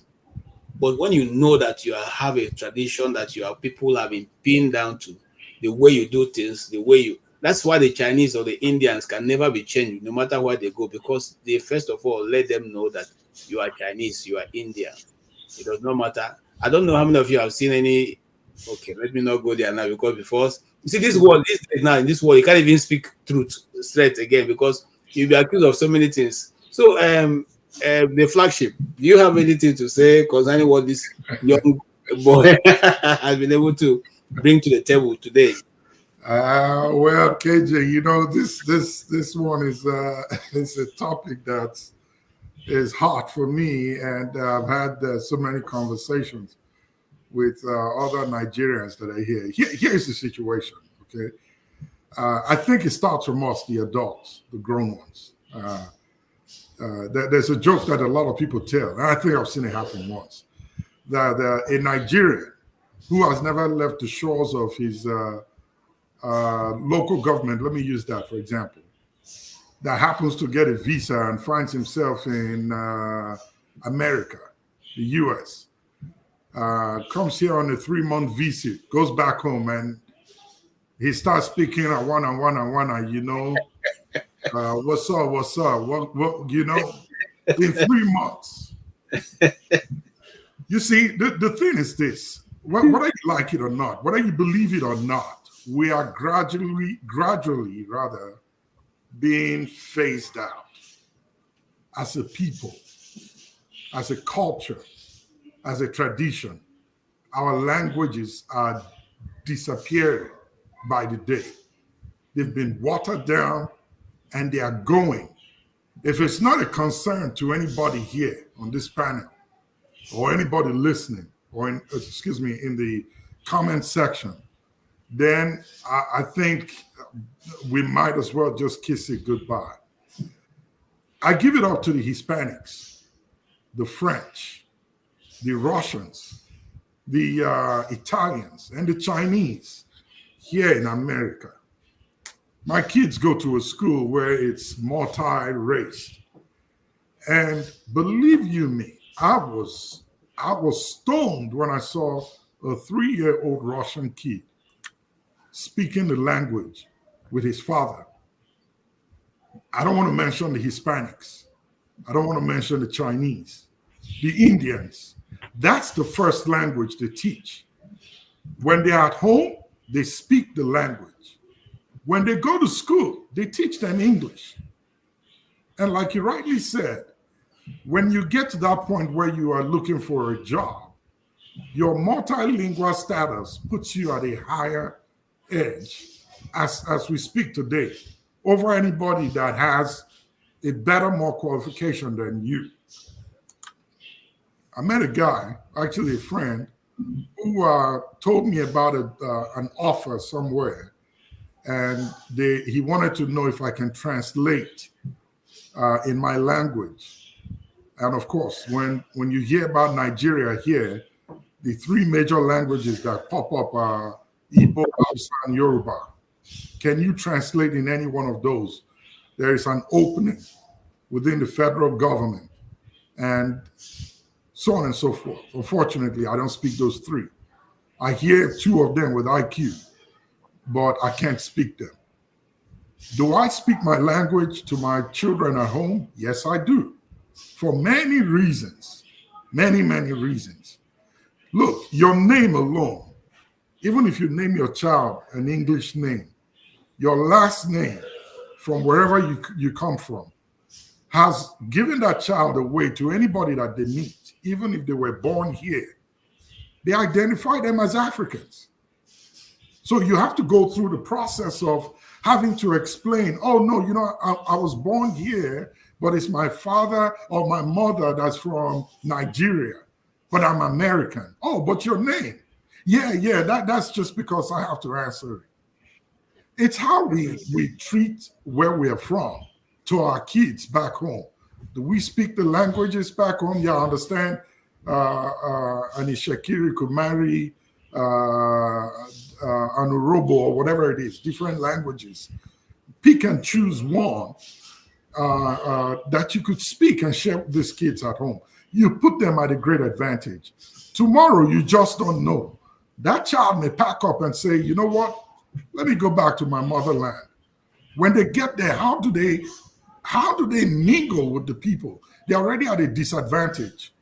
All right. So the fact that they are born here in America, they learn the culture here, they teach it to them, does not mean that they cannot know where they're from or where you are from, at least, even if they decide not to go back to Nigeria in the future. you put them at an advantage if they learn the language, they know how to speak it. At least wherever they find themselves, they can be able to mingle and communicate. If you cannot teach them your very own dialect, the least you could do is Pidgin English. I was watching I'll end with this. Yesterday evening, I was watching a show with my kids in the living room. They came downstairs, sat with me, and was watching. It's this America's Got Talent. And there is this Nigerian, I believe he's Nigerian, kid, Malachi, that came out and sang one of the hardest opera songs that major opera singers have a problem singing. He's a British kid, well, born in Britain. But he came out and that boy slammed that song like, I mean, if you listen to it, you would think an angel is singing to you. Now, the point that I'm trying to make is my son was like, oh, wow, this is great. He said, you know, if this was Nigeria's Got Talent and a Nigerian comes and say, I'm strong, I cannot break, you can hit me with anything and I will still stand. That's my talent. And then he says, hit me with a pillow and I will not fall. This is my son speaking now. And these are his words, verbatim. And he says, hit me with this pillow and I will not fall. And somebody picks up a stick and say, I go hit you with the stick. This kid's on here and he says, I go hit you with the stick. And then he says, no, don't hit me with the stick. Hit me with the pillow. And then the judge will look at him and say, so my friend, tell me why I should give you the golden buzzer. Come on, get out of here, boy. Make I not see your face again. And I laughed. This boy was born here. He's 9 years old. But he commands the Pidgin English, to my biggest surprise, better than I speak it. I was born in Warri. Yes, I'm Urobo too. I speak the language to them. They understand it. They are trying to speak it. And I think I'll give myself some kudos in the back that I've gotten them to the point where they see anything and they ask me, what do you call this in Urobo? What is the name of this one in Urobo? How do you use it to make a sentence? So I think it's important. Let's not deceive ourselves. These kids are trained here, but if we don't let them learn our language first, or at least as backup, we are putting them at a disadvantage. In my kids' school, they make them take a foreign language, Spanish, French, or Russian. So if my kid will go learn one of those languages, am I not being silly to not at least try to make them learn mine at home, even if they don't speak it like that beautiful child on the video did it, at least be able to have some basic conversation in it. It is very, very important that we Nigerians teach our children this language. It's an identifier. It makes them to stand out in addition to their names and let them know that they come from someplace other than here. If the rubber meets the road tomorrow in this country, and it happens that everybody has to find where they come from, they know how to communicate if they choose to go back to where we are from. So please, to everybody here, that they know how to speak the American language, they know the culture here, and you're satisfied with that, you've put those kids in a disadvantaged position. Teach them the basics, even if you don't know how to. And like KJ said, if you can't teach them at home, of which you are the best teacher, get someone who can do it. Pay the money and invest in that one for them. You'll be doing them a lot of good than you think. Thank you. Thank you, Mr. The flagship. And I thank you. You see, one thing I found out in Nigeria, we like to leave the man and chase after shadows. We just use that little boy as an example of what we want to discuss. It's called tilt. We want to tilt into what we're going to discuss through that. But now, you know, some people in the comments are making it, I'm not displaying, even though I'm proudly Igbo. I speak it, I eat it. I am a New Yam Festival man, you know. But that's not what I'm projecting now. I'm only saying the need for us to you know, teach our children our language. As much as possible, try and teach them how to understand where you're coming from, the culture and the tradition, your way of life.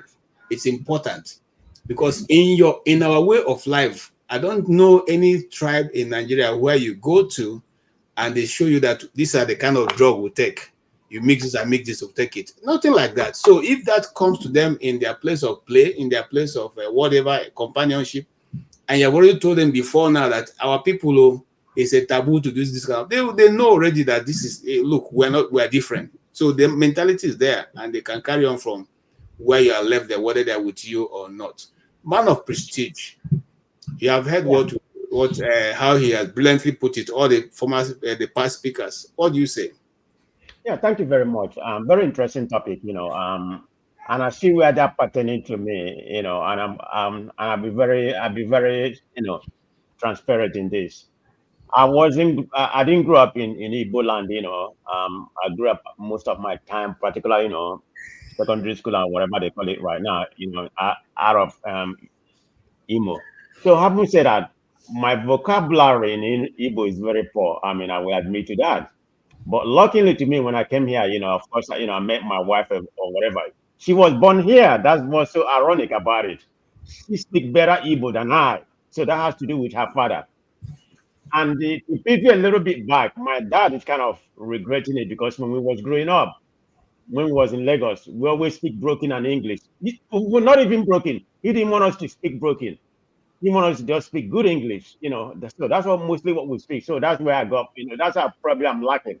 I don't know. I blame him, but he said no. He doesn't want to take the blame. But I would say that I have 4 kids. When we was, as we was grooming them, it was the duty of my, my wife, make sure they speak Igbo, speak broken when it was growing up. I mean, she took that, that responsibility to put them in that, so they speak good Igbo right now, better than I do. I'll be very honest. And we have we have a lot of Igbo union and everything that we go, because I live in San Diego, but the part of San Diego I live is La Jolla. I mean, from San Diego to LA is like about 1.5 hours, and I live in La Jolla. The road we take, it's like about 45 minutes to LA. So the point I'm trying to make, we always go to Igbo meeting, not in San Diego, but in LA, where we have a good foundation of Igbo, Igbo union. Every kind of culture, the meeting, I belong to a lot of organizations. And my kids do go and something like that. So yeah, it's very important. They speak good Igbos, very, very good. So to make the point I'm trying to say, and that's why I applaud the Yoruba people. I don't know how they started that. I mean, this everywhere you see them speaking Yoruba. Even here, when you with them, they speak Yoruba. I mean, sometimes I find it very offensive. I mean, I hear a little bit of Yoruba. I can't speak that good. People tend to quarrel with them. Why can't you speak in English where everybody can hear? But that's how they are brought up. So it's good for them. I hope we can do that. But my kids do speak a lot, good Igbo. But kudos to my wife. She's the one that, even at all, like I said, she was born here and everything. But I think that has to do with her parents. And one other thing we normally do, we send our kids, during the summer, during the holiday, we send our kids to home, where my parents still living right now. So that's probably why they got, that they got that culture emancipated in their head. Yeah, they are very good. They are very good in Igbo culture. They participate in Igbo dance. Whenever we go to Igbo union or something like that, yeah, they are good in that. So, but it's a good thing. I hope people can do more of that. Yeah, thank you. Man of prestige, I didn't know you live in La Jolla. There's this bridge. I come there for business a lot. There's this bridge. I remember I pulled out of my hotel driving, and I was told that it collapsed due to one of those tremors you guys have. And the government refused to take it down. Is it still there? Yeah, it is still there. I don't know why. Yeah. It's still there. I don't know. I mean, we've been trying to contact our local government to come in for them to do something. I don't know why. Yeah, it's still there. And, we have our mayor. Sometimes, he's. I mean, I didn't mean to. I mean, I don't like him. Maybe not because of what he's done for being an AGP or something like that, but I just don't feel. He doesn't answer our questions. So that's how I have an issue with him. Yeah. Oh, okay. It was a scary sight for me. That's why. Yeah. I know the bridge you're talking about.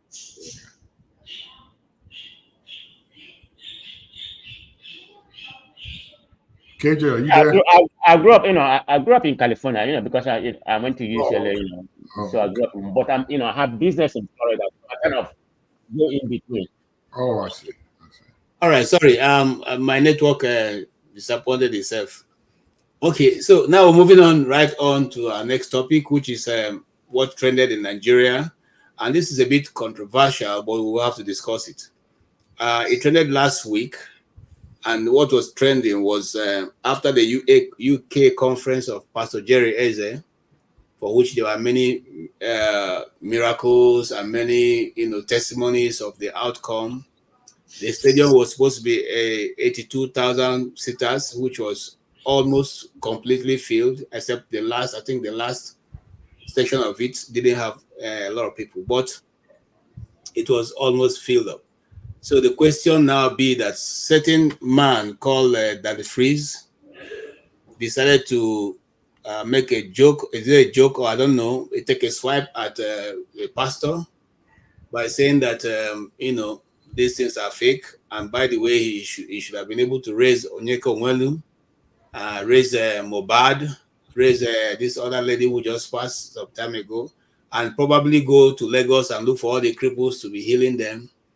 And after that, there have been so many other people who have come to the platform or come to their platforms to talk about this man of God, and have given testimonies, or rather spoken about how they think it is fake. There's some people even say that miracles don't happen any longer. So whatever is being done is, it's not real. But to what I like was that the pastor didn't respond, but the parents of the child that was healed responded by showing in details how long the child has now walked since she was born and had some form of a serious form of what do you call it now, syndrome, and they also have all the treatment and papers that goes with it. The question now being, what do you people say? Because Nigeria is it has been so, I don't know whether it is I'm trying to frame my question, my idea, because now in a society where you cannot hold your government accountable, but you are so eager to hold down a person who ordinarily you are not compelled, you are not asked or forced or coerced in whichever form or shape to be in that environment. Why is it such a way? That's so difficult for people to why is that much attack? And I don't want to say that most of the attack coming from one particular part of the country. I'm just simply saying, why so much attack on the fact that this young man is doing what he's doing, and it's not the first time. I don't know why this same miracle have become a problem to them, because much more miracles have been done in his ministry beyond what that he did that day, or that God used him to do that day. What do you say? What do you say? Is it that miracles no longer exist? Is it that people are now being, people's sense of reason have been beclouded? Or is it that we are just trying to play to the fact that we don't want to agree that there's a God in existence? What is the real reason? Because Jerry Eze is among one of those people who have come into the Nigerian space, who I can say, because I'm in that constituency, I can say to a large extent, we know where he's coming from. He didn't just wake up yesterday and came into the space. So, yes, I'll go with Mr. James. You are in a position to give us your own, because your view is going to be probably contrary to what is on marketplace. I think you are correct, because to start with, I don't even believe the existence of God. So miracles means nothing to me. But however, going by what I've read in the Bible, I'm really surprised that Christians are very obsessed with this issue of miracles, because if the Bible stories are true, the greatest miracle has already happened. Nothing can be greater than that. What is it, John chapter, I'm sorry, I've forgotten the verse. For God so loved the world that he gave his only begotten Son, whosoever believeth in him shall not be destroyed, but have everlasting life. If the death of one man can rescue the whole of human race, including unborn generations, from destruction, that is the greatest miracle that one should ever think of. So what we are seeing now is just nothing but wishy-washy miracles designed to reap money off people. That is just how I see it. I lived in the city of Benin for so many years. We had a very popular evangelist whose name I would not like to mention. He claimed to have cured so many people. But throughout my stay in Benin City, since my childhood days till I left home, I do not come across anybody this gentleman, healed. So I think they are just clowns. They are making fun of the people. And out of desperation, the people, should I say, they take pleasure in deceiving themselves by making people to believe that they believe what they do not believe. That's how I see it. Okay, but now, Flashy, I'm coming to you. If there is a mutation, it then means there's something original before the imitation will be taken from it. So if you use that to juxtapose the Christianity, or as a followers of Christ, I don't want to call it Christianity. Is there something beyond what we are missing when we say there is no God and these things are all fake? Well, KJ, in the first place, I believe there is God. I'm a firm, very strong believer that there is God. Do miracles still happen? Or have they ever happened in the past? Yes. Do they still happen? Yes. It's unfortunate that where our nation is now and where the world is at large, we have been, for lack of a better word, so disenfranchised that the minds of the average Nigerian, and even those below average, have been seriously bastardized by many imposters who have decided to capitalize on religion as it is, or I would say the issue of miracle, and use it for personal gains. They promise so much when there's really nothing. There was something Mr. James said just now that would be one thing I agree with. These so to say, religious folks that are leading groups, different groups, they are selling a gospel to the people that they do not believe in. That I agree with you, Mr. James. They really don't believe in it. And there have been many cases of reported miracles that were arranged. And there have been people that have come out to say, oh, well, yes, I was paid to do that. I was asked to respond this way. They told me what to say. They asked me to stay at a particular location close to the man of God. And some have even gone as far as to saying they asked me to wear a certain color of dress or shirt so that when they call, I would stand up and come out and say, yes, this and that happened. It has been so bastardized that they have created the room for suspicion and questioning, which I do not blame the people for now, because a lot of them are turning around to say, but wait a minute, you said that would happen or that happened, and I'm confronted with the same situation, and I have come to meet you to pray for me so I can get that same miracle, and I'm not getting it. You've asked me to bring money, I brought money, and nothing has happened. So why do I have to believe this thing you're saying? Now you've left me and you've gone somewhere else, and you're showing that you're doing the same thing that I've been asking the God that you sold to me to do for me. He refused to do it for me, but he's doing it for that person there that you went to meet. I don't think it's true. I don't believe what you're doing. That has created this many oppositions from people, that even many of those that were Christians, let me use that word, Christians, that follow these beliefs are now turning around to say, this thing, there must be more to it than they're telling us. It may not be real, or they're selling us a false religion or doctrine. So the case of Jerry Eze is being questioned. I don't blame those who question him. I don't blame those who question the others because of the antecedents in the past and what they have done and how they've sold this religion. It's all monetized right now.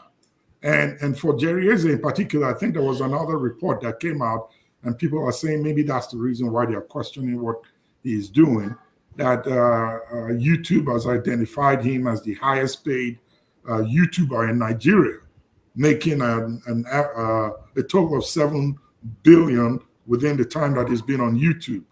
So when money is involved and you are trading these miracles for money or the amount of seed you can sow to the ministry or to the pastor or give, and they do it and you don't see the results, you're creating room for people to question you and to doubt what you're doing. I believe maybe, but I may be wrong, that's why Mr. James would say he doesn't believe in God, because many of these people have portrayed God to be who he really is not. You know, this morning I was doing my normal walk and I put on the book of Matthew on my phone, just listening to it as I was walking. And Jesus was talking about many of these Pharisees who actually confess, proclaim God, but they really, in their hearts of hearts, don't believe him. They just capitalize on the fact that they can manipulate the people, they can twist their minds and control them in whatever way they can. And these people follow and give them all their life resources. And they are fine with that, as long as they don't know. So here's what I say. Until the genuine preachers that are called by God speak out and speak against practices that are not genuine, these kind of oppositions will continue to rise. And we think it's reason. It's going to get to a point where people will not even want to hear anything about religion, not to talk of taking part in it. And it's affecting them gradually. COVID just opened up a can of worms in many of these religious organizations when they asked churches to shut down, and all of them did. The majority of them did. And then when they reopened back up, one of the questions an African American asked his pastor here, which got me thinking and scratching my head, was, you know, you've sold us this blood of Jesus and anointing power that you have and all this stuff that you've preached about that you can cast demons out. For years we believed you. And if a virus came and that anointing could not take care of it, the blood of Jesus could not take care of it, you asked us to stay at home, and then you encouraged us to use what science has given to us, soap and water or hand sanitizer, did what the blood of Jesus could not do or the anointing could not do. Why? Tell me why you want me to come back to church now that you opened back up. So it is the practices of these false preachers or businessmen in suits with a Bible or an iPad standing in front of a large audience and selling miracles to them that is resulting to such challenges that even if you meet a genuine preacher who is gifted and can make the dead rise, they still will not believe it because of these antecedents of these false imposters that are in the business today. So I don't blame them. I just hope that the genuine ones will come out and speak out and teach and preach the truth about Christ and the gospel of Christ. Okay, thank you, the flagship. You have brought a lot. Also, Mr. James. I would like to put in one or two before I move to the next person. But we all believe that Satan, right? We believe that there's something called evil. Mr. James, do you believe there's something called evil or Satan? Good and evil are relative. What is good to you might be evil to me. What is evil to me might be good to you. The society in which we live in, there's a certain law and understanding that's been put in the paper that said these are the ground norm for this society. You believe that? Yes, there's an ancient Greek philosopher, I think it's Anaxagoras or so, who said man is the measure of all things. Okay, so now those things that are there, we also believe there's a society that exists in the world. Some of them are the ones they call the lodges and all that, where people go to seek for supernatural powers to become leaders of society and even captains of industry in those places. Do we do that? Do those things believe? In fact, the Nigerian one, the lodge in Nigeria is called the Ebony Society. Do you believe in such things? Do you believe in this? And do you, yeah, I'm just throwing a harmless question. I'm not trying to. I understand. You mean secret societies? You see, these things don't bother me at all. No, I'm asking you that. Yes, what I mean is, I don't bother myself with believing or not believing anything supernatural. I'm a physical man. I live in a physical world. So I see things from a physical perspective. Anything spiritual does not make sense to me. In fact, my heart is blocked completely towards anything spiritual. Okay, I'm not going to expand on this. What I'm going to do is I'm going to ask for Rudolph. We'll have a special day on which you can deal with these issues, because there's so many things that needs to be discussed. But here again, I will tell you, we are physical. We exist in a body and we have a soul. If you look at those three things, there's always a levels in each of them. But we'll discuss that at a different level. What do you mean by soul? What is the soul? If you dissect me now, you mean you can bring out something called soul? No, if one ceases to exist, there's something that lives that man. That thing is the soul of the man. That is the soul. Do you have any empirical proof? Of course, the empirical proof I have that science have been able to develop man, but they have been able to make him breathe. That is for now. Excuse me. That is for now. Science is developing. Look, at the beginning of last century, for example, if you talk of brain surgery, people will laugh at you. Kidney transplant, heart transplant. Science has developed. These things are not possible. You can prolong the lifespan of a man by a few years. We don't know what will happen. Mr. I don't want to turn to an argument. Like I said, we'll get a special time and we'll deal with these things and we'll prove one after the other. But I want to let you know that even the death of Christ is being contested till today. Because when Christ was crucified, when he rose, the Sadducees and the Sanhedrins gave money to the people, the soldiers. They say, go and tell no one. Just tell them that it was his disciple that told him. That information is still rolling. So I see society who believe that didn't occur. In other words, once there's a genuine, there must be an imitation. In life, that is what is in life. There's nothing that don't have an imitation in this life that me and you. The Bible and Things Fall Apart are the same books. They are all literature. Okay. I respect your view. So let's move on. There are two things again I will say on this. Concerning the issue of miracles, here's what I will say. I am sitting here, I have benefited from God's miracle. You cannot tell me my experience is not worth it. Okay? I've heard God's words in my ear. And when God speaks to you once, you hear it for over 2 weeks. I heard it continually ringing in my ear for over 2 weeks. Over 2 weeks. Even as I'm talking to you now, I can still remember, hearing that voice. And what the voice tell me, if you have died now, you will be standing before me. Now I know you by name. I can't forget it. That was when I finished my NYSC. I was going to the community to go and do Christmas. And we had an accident somewhere after Yangoji. I can still remember the spot. And 2 people died on the spot. So what am I trying to say? We have different experiences in life. Where we go wrong is when we try to use our own experience to generalize whatever goes on. What we know, all that you know, is not all that there is to know. There is other levels of knowledge and understanding that you may not have preview to. So if you give yourself an opportunity to learn, you probably come into that space. Okay? It may not be necessarily exposed to you, but in inquiring, you may find that space open to you to hear. Now, Pastor Jerry Eze and I'm using him as an example, as one of the authentic men of God that is on this in the right now, didn't start today. Even those who went to school with him in the Imo State University, those students knew Pastor Jerry Eze. And those ones who had problems, they always say, go and meet, if you are sick, go to Pastor Jerry Eze, let him pray for you. So his healing and prayer ministry has started right from the university. He didn't just wake up and jump into the platform.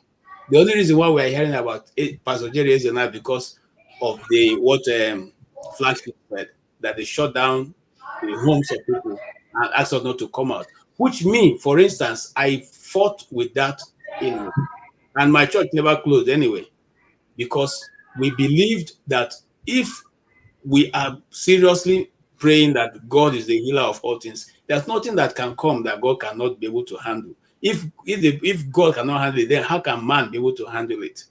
All right. Now, coming back to what the purpose of our discussion now is, which is that this particular individual was healed.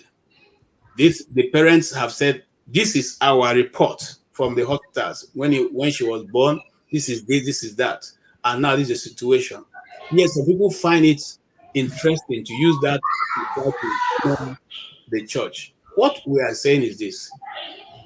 There are sick people everywhere. Even in the medicine, even in science. It's not every medicine that you take that kills the disease for which it has been ascribed to you. Sometimes you need a combination of it. So it's also every other thing in life. When it comes to the church and people makes it, like somebody is already writing that it's a dahosa that you are referring to on the comment section.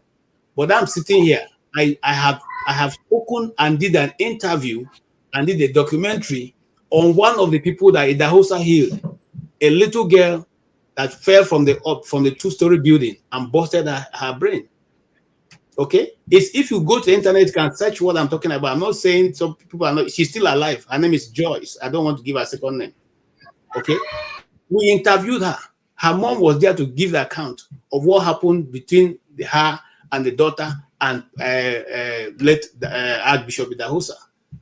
So this thing, when we say this, let's be mindful of the fact that we have information to may not be all that is. God's word is so wide. Okay. But I'll leave it at that. Like I said, we will prepare this. I just want us to deal with this issue because sometimes these things are out of jealousy. Mr. What's his name now? That the Freeze, or he himself says he's a pastor, that he preaches, but doesn't believe in miracles. So I don't know how that happens, because if you say you're a teacher of the law, I don't believe one part of the law, and because this man is doing it, you're not come and raise Onyeka Onwelu and all the principles.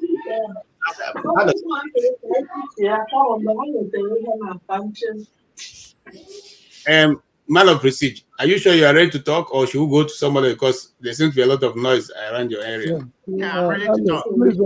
Please kindly let me sign out. It's getting dark. Okay. All right.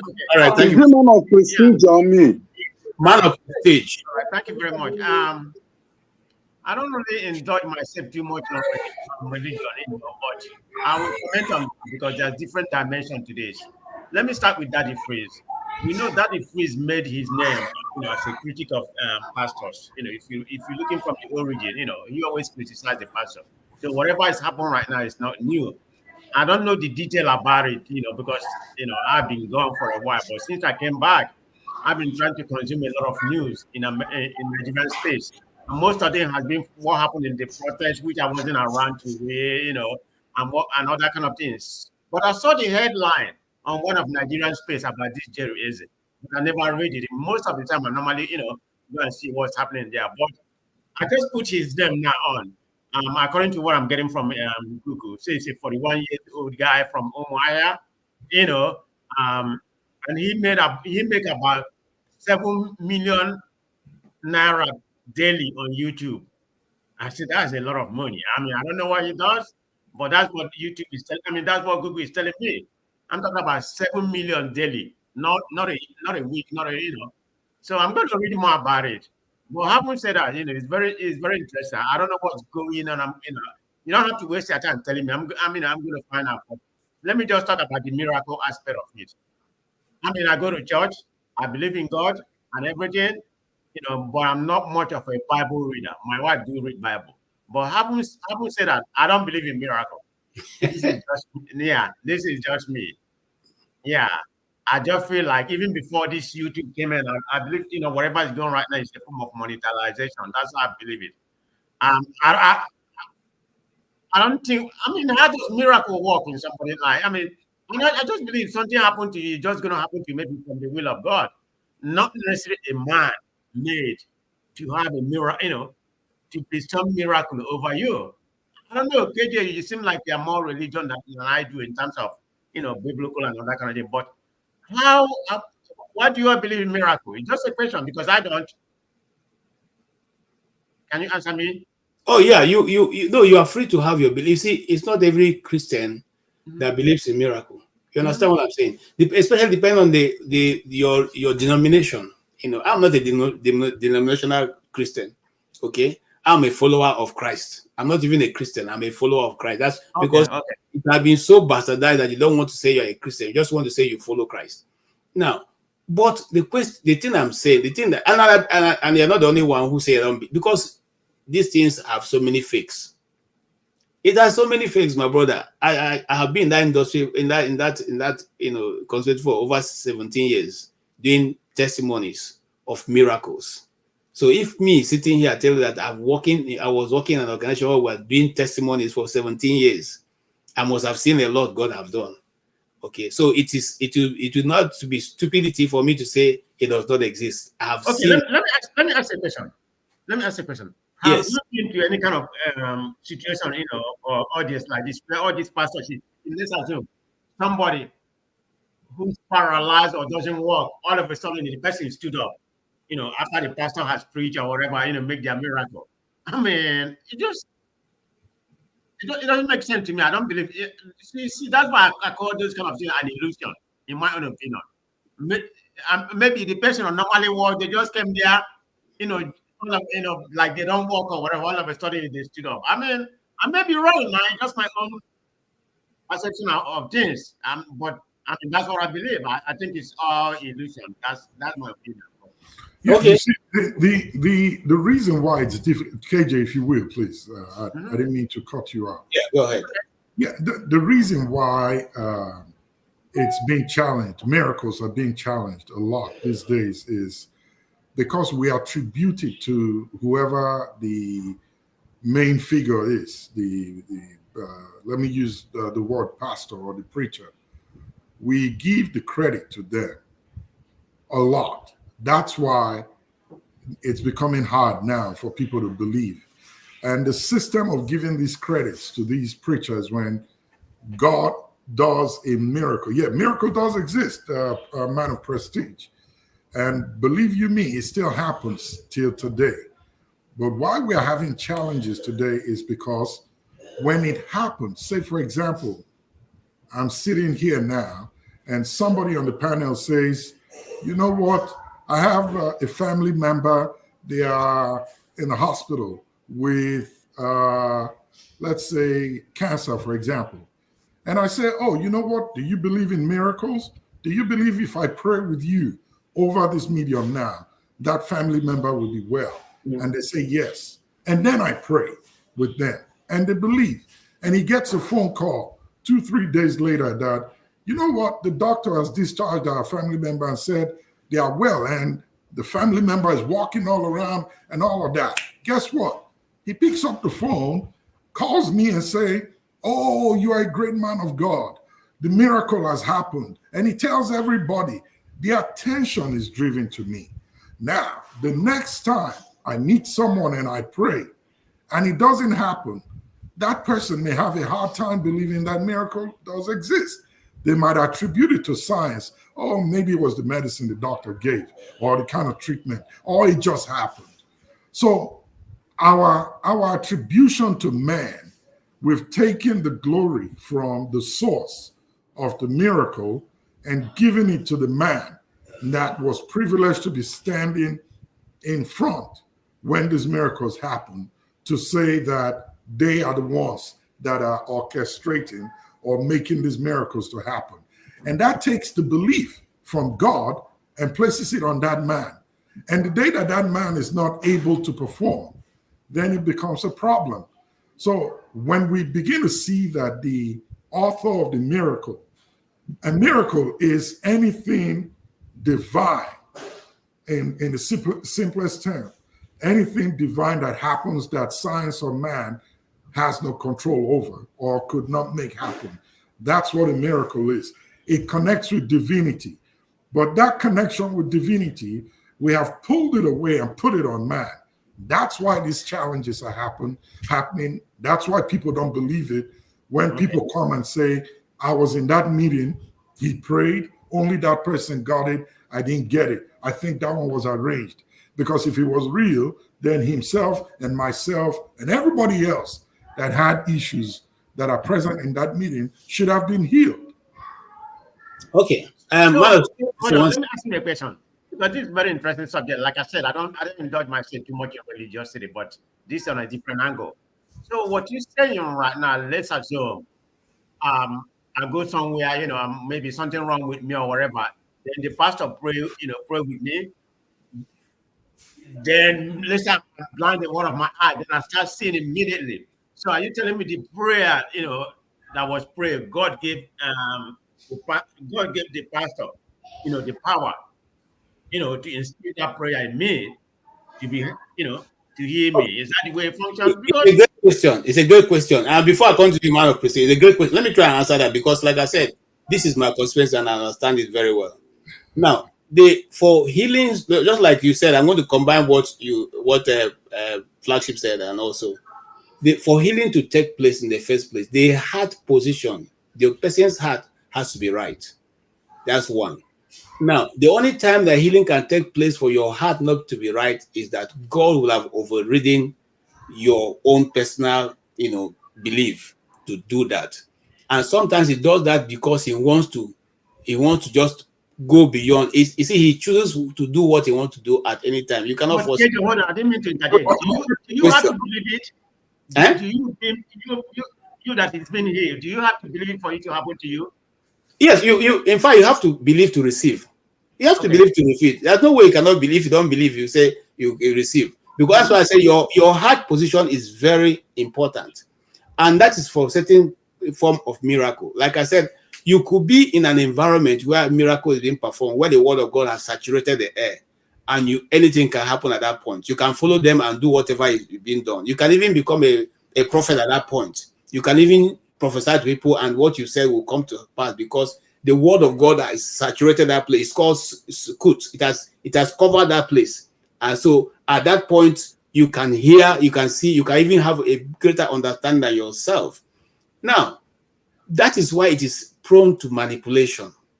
It's not everybody that can actually hear and do. And that's why some people, and that what I'm trying to tie what Flagship said, it's not every time you pray that God will eventually go ahead and heal the people. It's not you that is healing the people. It's God that's trying to heal the people. And so some people, when they pray the first time, people get healed and people come to them, or like they're healed. And then sometimes they want to heal people and it's not going to work. So they begin to stage it because at that point, it's not what you are trying to do yesterday. It's not what God wants to do again. I give an example. When Samson was faced with a serious war, okay, he found in the desert a jawbone of an ass, okay, which he used to slay thousands. But when he finished, so he did something very surprising, which we will not do if we were the people now. He threw it away. In other words, that jawbone of an ass has finished his functions. He went on to do other great things for God. Now, in this present time we are in, I would have taken that jawbone and ass and come and hang it in my parlor. Once anybody comes, I will point to that jawbone and ask, you see that jawbone? If anything you request now, I'll do it for you because that jawbone shows you what I can do. That's where the problem comes. Remember, at every point of our anointing, we are still human beings. So sometimes it is not going to work and you want to manufacture it. But if you depend on God, I'll give an example. Jerry Eze came to America. He didn't do as much as he did in London as he did in America. I was in an American conference. Okay? It was not that as much as he did because maybe, like I said, the people who sat were not as prepared to receive as much as the people in England. That is the situation. You can now say, okay, God, why didn't we do? Why didn't I do this? It is a position of your heart. It must be understood. It's a position of your heart. Except you have someone like Paul, God had to override his personal will to bring him to the point where he wants to use him. Not because he was willing, but because God saw that this person can go further away from me. So let me deal with the situation that is limiting him. Okay. But if we now say these things are fake, then there must be some form of original somewhere. Because that's the only time something can be fake. But you see, the problem I have with us, man of prestige, that we don't find it difficult to believe that there's a devil somewhere. But we find it difficult to believe that there's God somewhere. We don't find it difficult to believe that there's a devil.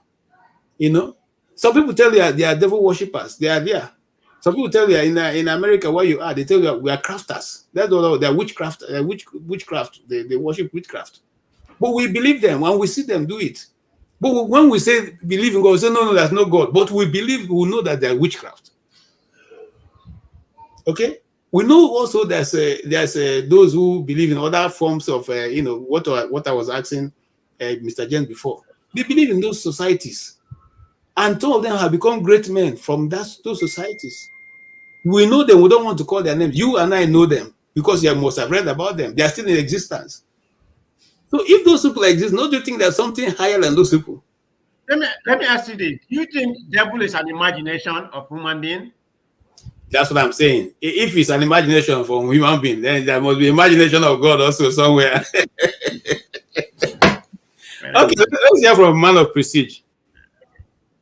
Righteous man. Sorry, righteous man. Sorry, I keep mixing both of you. I'll be listening. I'll come back later. All right. Put me on the back. All right. Yeah, man of prestige. Righteous man, go ahead. Yeah, I did a breathe in, breathe out. And we can see so let her know that we're seeing her. Who? Your wife. Okay. Yes, just a hand. Good. Great. Okay. I did a breathe in and breathe out. As long as man has no control over the breath, then man is subject to a higher authority.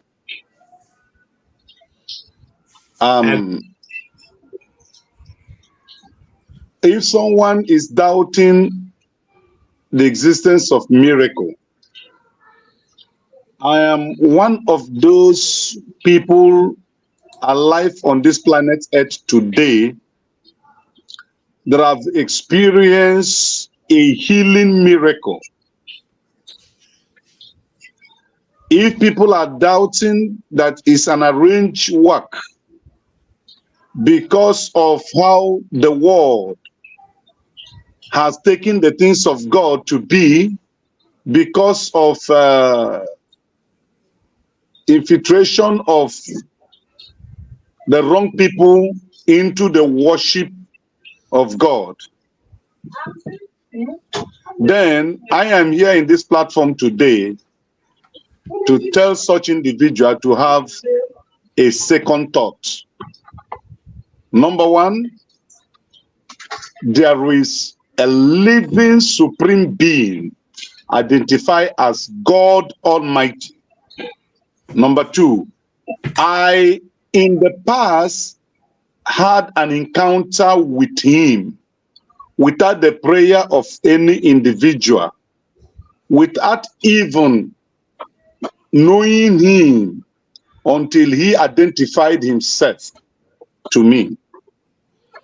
And that was immediately I finished my school. Then number three, about 25 years ago, I had a tumor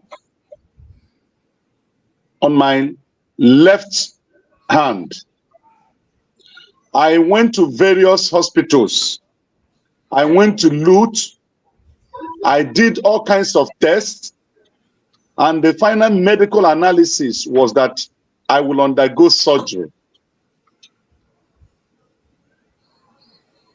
I never had it in mind that one day something beyond human control, human imagination can take place. And that growth that made me wear a long sleeve shirt for over between 7 to 10 years. I don't go on short-lived clothes. I always wear long sleeve to cover this growth because it was not hidden. And now, 25 years ago, a friend of mine told me that we should go to the mountain in Osun State called the Mountain of Mercy. We left Lagos and we got to that mountain at about 5:45 p.m. in the evening. And then prayers were offered because the people congregate there, and scriptures are read. The word of God will be taught, and people will go back to their individual prayer hours. And so we participated in this General Assembly, and later on retired to where I have laid my mat, where I was lying down. I just want to tell you, those who say there is no miracle. Then I was lying down there, and I lifted up my eyes to heavens. I will never forget that experience. I keep sharing it when I have the privilege to do that. And I talked to God. I said, I don't want to go to the pain of surgery in Nigeria. I don't want to carry bandages. Perhaps these people might make a mistake and cut one of my important arteries or whatever. And then maybe I will get my hand, I will be paralyzed. So I did that prayer and I told God, I said, show me your healing power. And I slept that night. KJ, the God in heaven is a witness of this testimony. It didn't happen in the church. It happened on the Mountain of Mercy in Osun State. I woke up the next morning on that mountain, and behold, the growth, the tumor had disappeared. Till today, that is 25 years ago, there was no trace of it. And I shouted on that mountain that morning, people gathered. Till today, this is my hand, no trace of it. It disappeared. I was not in any medication to say it was the drugs I took that got it disappeared. That was a miracle. What is miracle? Divine intervention beyond the knowledge, the senses, and the thought of man. And God chooses to perform it at his will. You don't need to be a righteous person for him to perform it, but he uses it as a means to reach out. So what happened in Dr. Eze's crusade, I can't doubt it that it didn't happen, because God have done such thing in my life. So miracles are real. Even when people fake it, that doesn't mean that it doesn't exist. It does exist. God is real. Jesus Christ, Yeshua HaMashiach is real. Thank you. There is no alternative to God. There is no knowledge that is supreme above God. There is nothing, there is no level of academic excellency or prowess that is higher than the authority of the Almighty God. That is why a little child that have not gone to school but is possessed with a demonic spirit can afflict a professor who is academically sound, and the professor will just being a professor, but he's been tormented by a little child who have not gone to school before because of being possessed with that demonic force. In as much as there is negative force, there is positive force. And that positive force is referred to as the force of the Almighty God, which is the force of good things, right things. So it is embarrassing for someone who says he's a pastor. And remember, he has a court case in Nigeria. He was accused of Yeah. Yeah. The court found him guilty, and he was meant to pay 5 million naira in damages. That is the person that is coming to criticize that he doesn't, but he those who have time to listen to him. So let me rest my case for now. But KJ, I believe in God. I believe in Yeshua Mashiach. I believe in miracle. I believe in the word. Thank you so much. And I want you to know that I've been to that miracle, if it's that mountain in where the founder of CAC was praying, where his knee got to the ground. I've been there. I've done interviews that I've gone there to interview that Oba, okay, and the mysteries that behind that other hill that gets dark in the afternoon. There's a certain point you pass, it gets dark. You can no longer go. You must have to turn back. I've been there. So when I'm talking about this, I don't do the waka. I've been to that mountain. I've done interviews on those people on that mountain. I've seen the place where that man of God was praying until his knee, pressed into that very hard rock. I've seen those things, But then sometimes you don't have to say all these things because people don't think you want to. All I'm trying to say to anybody, and those who are making all kinds of comments on the commentary section. None of us speaking today can assure ourselves that tomorrow we're going to be here. Can you tell yourself that you will sleep tomorrow and wake up? When you sleep today, do you have the power to wake yourself up tomorrow? So let's stop all this nonsense. Look, I am Igbo, and as an Igbo person, it would be stupid for me to say there's no God because the names of the Igbo people are taken after God. If you don't think, go and ask. Ezenwa is what? The son of God. Okechukwu is what? The creation of God. Emeka is what? Chikudike is what? Ngozika, what is that? These are names that did we craft them now? That is not the same name that Igbos have been bearing over the how many years of that they've existed. And so if you come and tell me that doesn't seem to go, I want to ask about my original origin then, because how did my forefathers craft those names from? Where they crafted from, So, but then it is a question of for you to, I'm not saying here that there are more fakes than you have originals. But if there are fakes, that means there must be some original somewhere. That's why we'll leave it at this point because, except of course, Flagship have something to say. But just like you, I have seen miracles for 17 years. I must have listened to over 130,000 miracles because I was producing it every week. So at least I know what I'm talking about here. If now for this time, don't be a professor for miracle right now. So, but go ahead, sir, if you want to make your contribution. Oh well, no. I think, like I said from the beginning, God exists. God is the supreme being.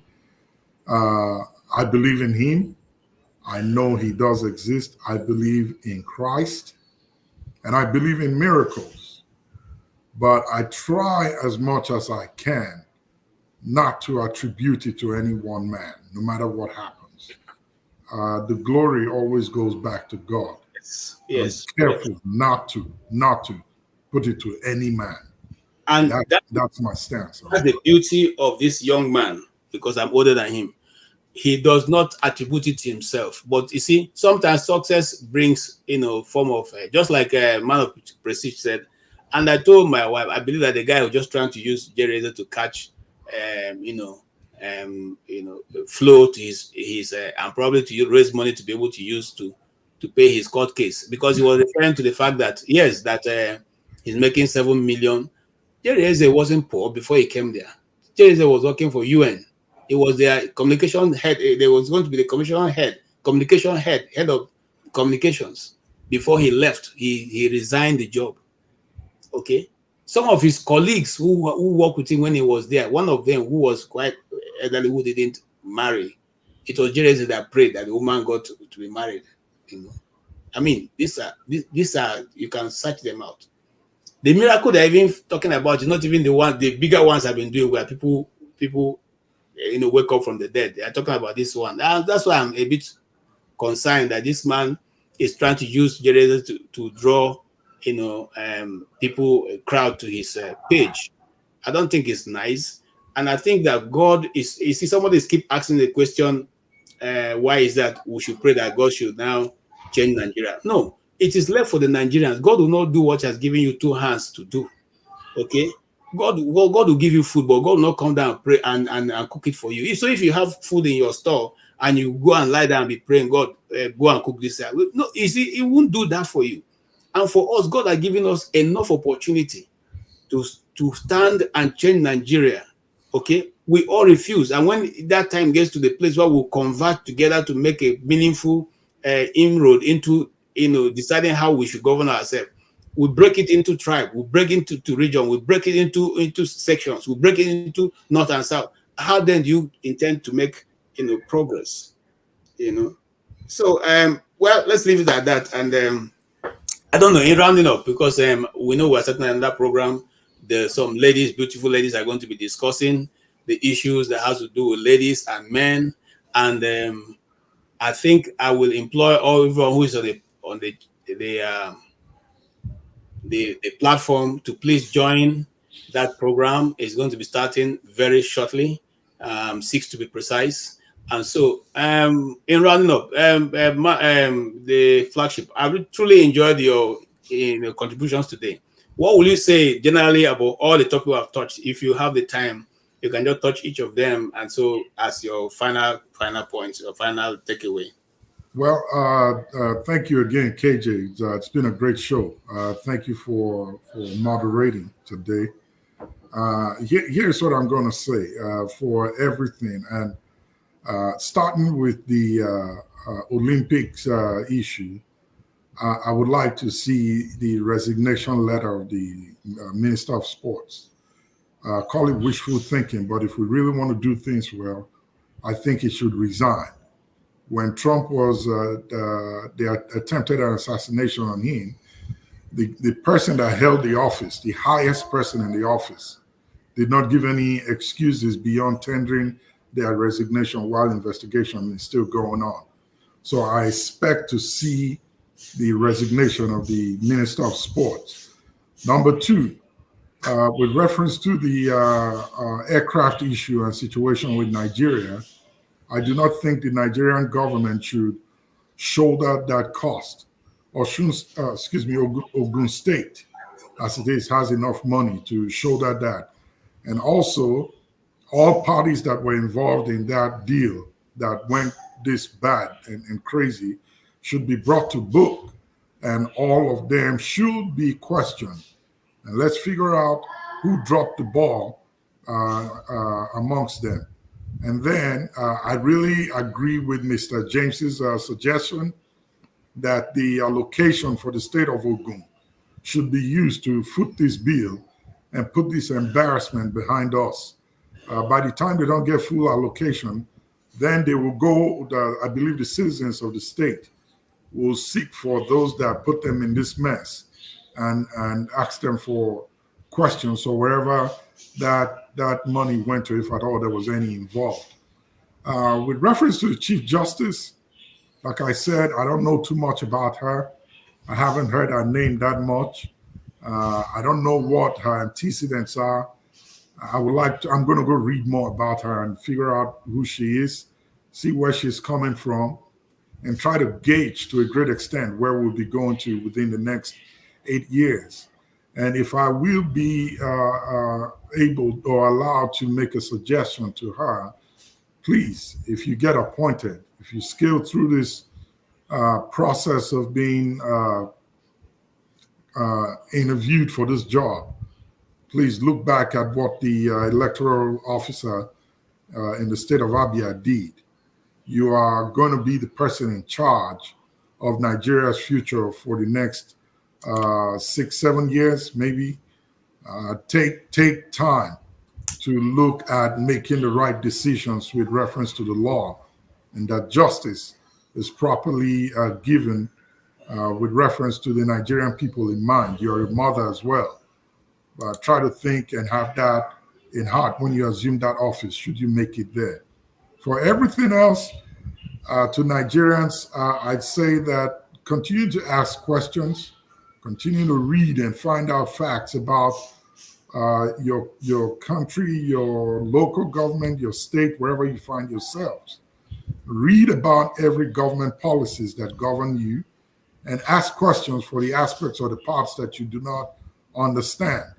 And if you do not have a good hold of what really are your rights, talk to those who know, and start to form progress groups amongst yourselves where you begin to not only confront your leaders with questions, but demand answers and put timelines on them. Until you get an answer to any question you ask, don't move to the next one. I believe if you start doing this, you might start making headways with bringing accountability to the table with reference to your political leaders that rule and govern you. And I hope that things work out well for Nigeria. We will keep speaking. We're going to keep talking about this. I know people in the comment section say we come here every day and keep talking about it. Hey, here's an analogy for you why I believe continuing speaking about this will make way. You know, the rock is really strong. I'm talking about the stone. It's very hard. But if you put a nozzle on top of it and you let one drop of water constantly fall on top of it, it will crack that rock apart in a matter of time. So we're going to keep talking about it. We're going to keep preferring solutions where we can, and we're going to keep assisting those at home where we can.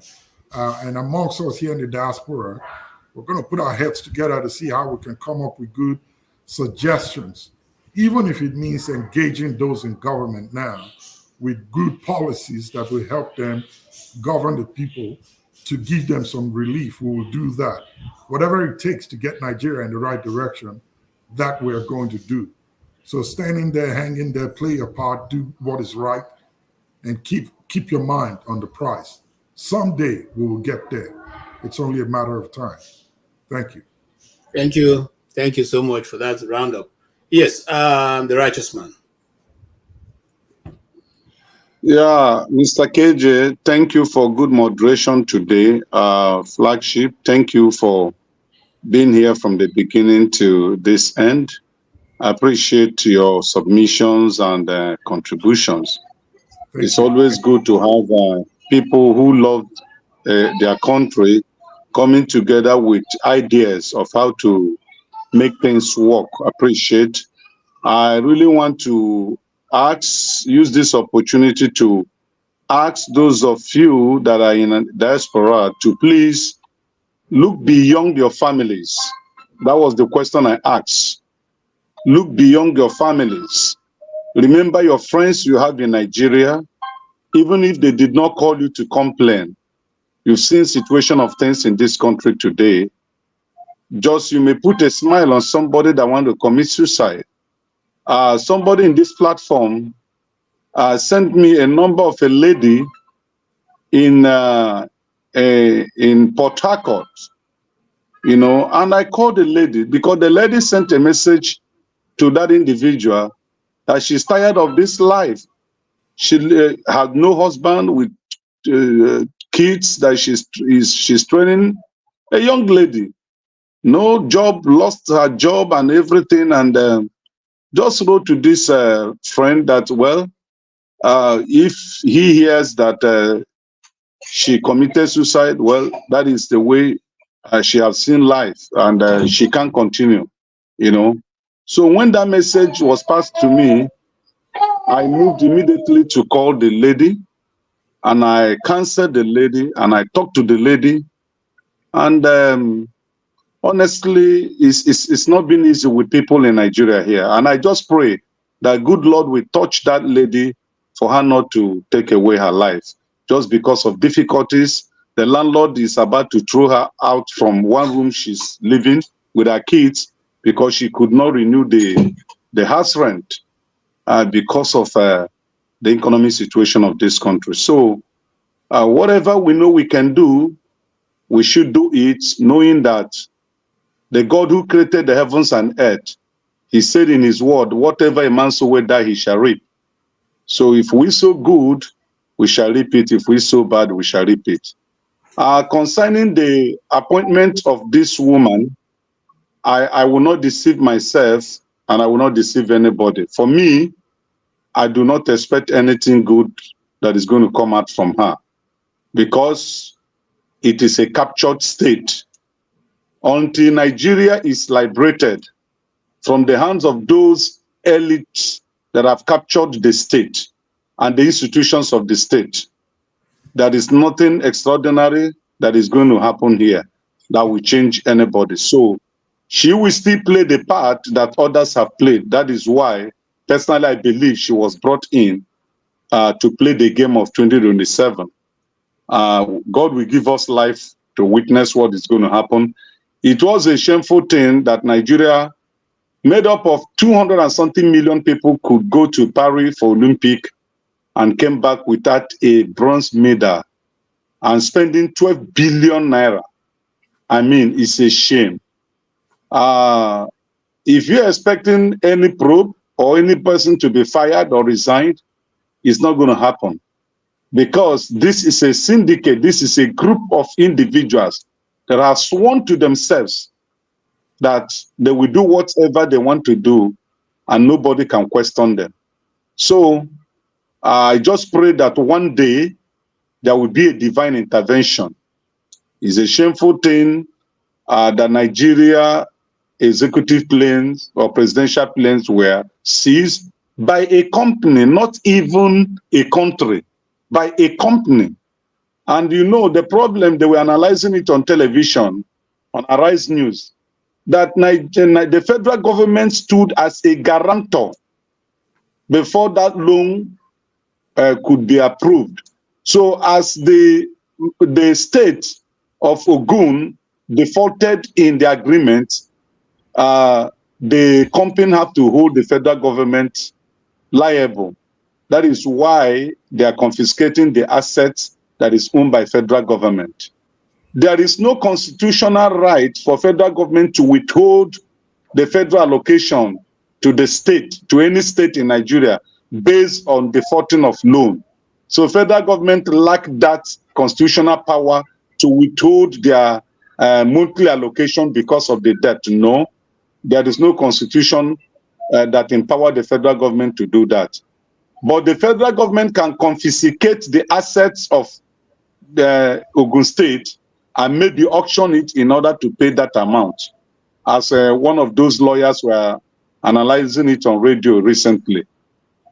We just pray that things will take a new turn, and more especially on the cost of living. That is the major thing. Imagine my wife came in now to say, I bought fuel yesterday night when I was coming back from work at the rate of 850 naira. But she told me she bought this evening at the rate of 860 naira. Perhaps by Monday it will reach 900 naira because there is no fuel anywhere. All the filling stations are just locked up. I mean, we're in a mess. We're in a mess. We just need an intervention of the Creator because this thing is beyond man. That's just where I leave it. Thank you and happy weekend to all of you. Bless you all. Thank you so much. The flagship and righteous man. Thank you so much. There you go, ladies and gentlemen. We have gradually dragged to the end of this program for today. We want to, on behalf of Dr. Damages, thank every one of you who have contributed, whether you are in the comment section or you are on the platform itself. We want to thank you. We want to thank Don O. A righteous man, Don O wants to know how he can contact you to reach out to the lady who had difficulties. Let me put my number on the chat. Can I do that? Yeah, you can put your number on the chat. on the public chat, because on the you will not see it if it's behind, if it's backstage, but the public chat, yes. All right, thank you so much, and also OJB Eke, thank you for your contributions. Thank you for your being here even throughout. Thank you for but why your contributions were well welcomed, and thank you for Boss Biggie. Thank you also for all your contribution. We appreciate it. Thank you. Thank you so much. Thank you. You guys have been wonderful. Waski Henry, thank you so much. Easy D, thank you so much. Quinty A, thank you. Appreciate your contributions. Thank you so much for making it with us. Thank you so much. Quinty, thank you for all your contributions, super chats. Thank you. I appreciate you. Tilly. Thank you for your super chats. Thank you for supporting the platform. Thank you, George, for supporting the platform. Thank you, Alexander Gomez. Thank you so much for all your support to this platform. Today has been a day and a season.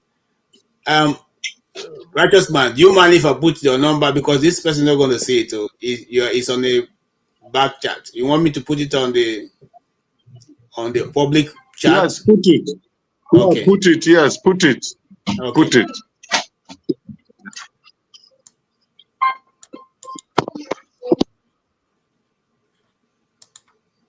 Okay, here is Don. Oh, this is the number. If you're outside of Nigeria, please be mindful to put +234 before you dial. +234, it will be 70. So if you're outside Nigeria and you're going to do that, put +234, remove the first 0, so it becomes 708. Okay. But if you're in Nigeria, of course, you already know the number, how it should be written. It is also my WhatsApp number. It is my WhatsApp number. Okay. Okay, so the number is also WhatsApp number, so you can actually reach him through the WhatsApp. And any other person who wants to help out in Nigeria, please don't hesitate to help. The people in Nigeria are going through situations that is better imagined than being in that situation, and I can tell you that for free. Yeah, someone said that we should pray to God. We are praying to God. God gave us opportunity to change the leadership of Nigeria based on how we have written in our constitution. We failed to do that, and we did that, but we failed to enforce it. God is not going to come down to enforce it for us. It will be us that will do that.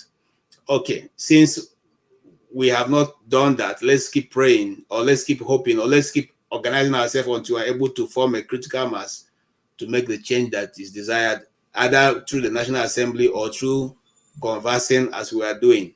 We're still going to be around next week to do the same thing. We're also going to be here tomorrow to continue the discussion. It's a discussion panel. Once we can judge, or we will not fight, or will not war. It's better to judge than to war. And I thank you all. I will thank Dr. Rudolph for giving us the opportunity to be part of what he's doing. And please feel free to reach out to Dr. Damages through the support platform throwing through. He needs it, because that's the only way he can keep this platform running. He right now is the only one supporting and holding what he's doing, and he totally will need our support. Let's give him our support. Thank you so much. On that faithful note, I'll say to everybody, Flagship, thank you, and thank you, KJ. Righteous Man, thank you so much. God bless all of you, and have a good night. Good night.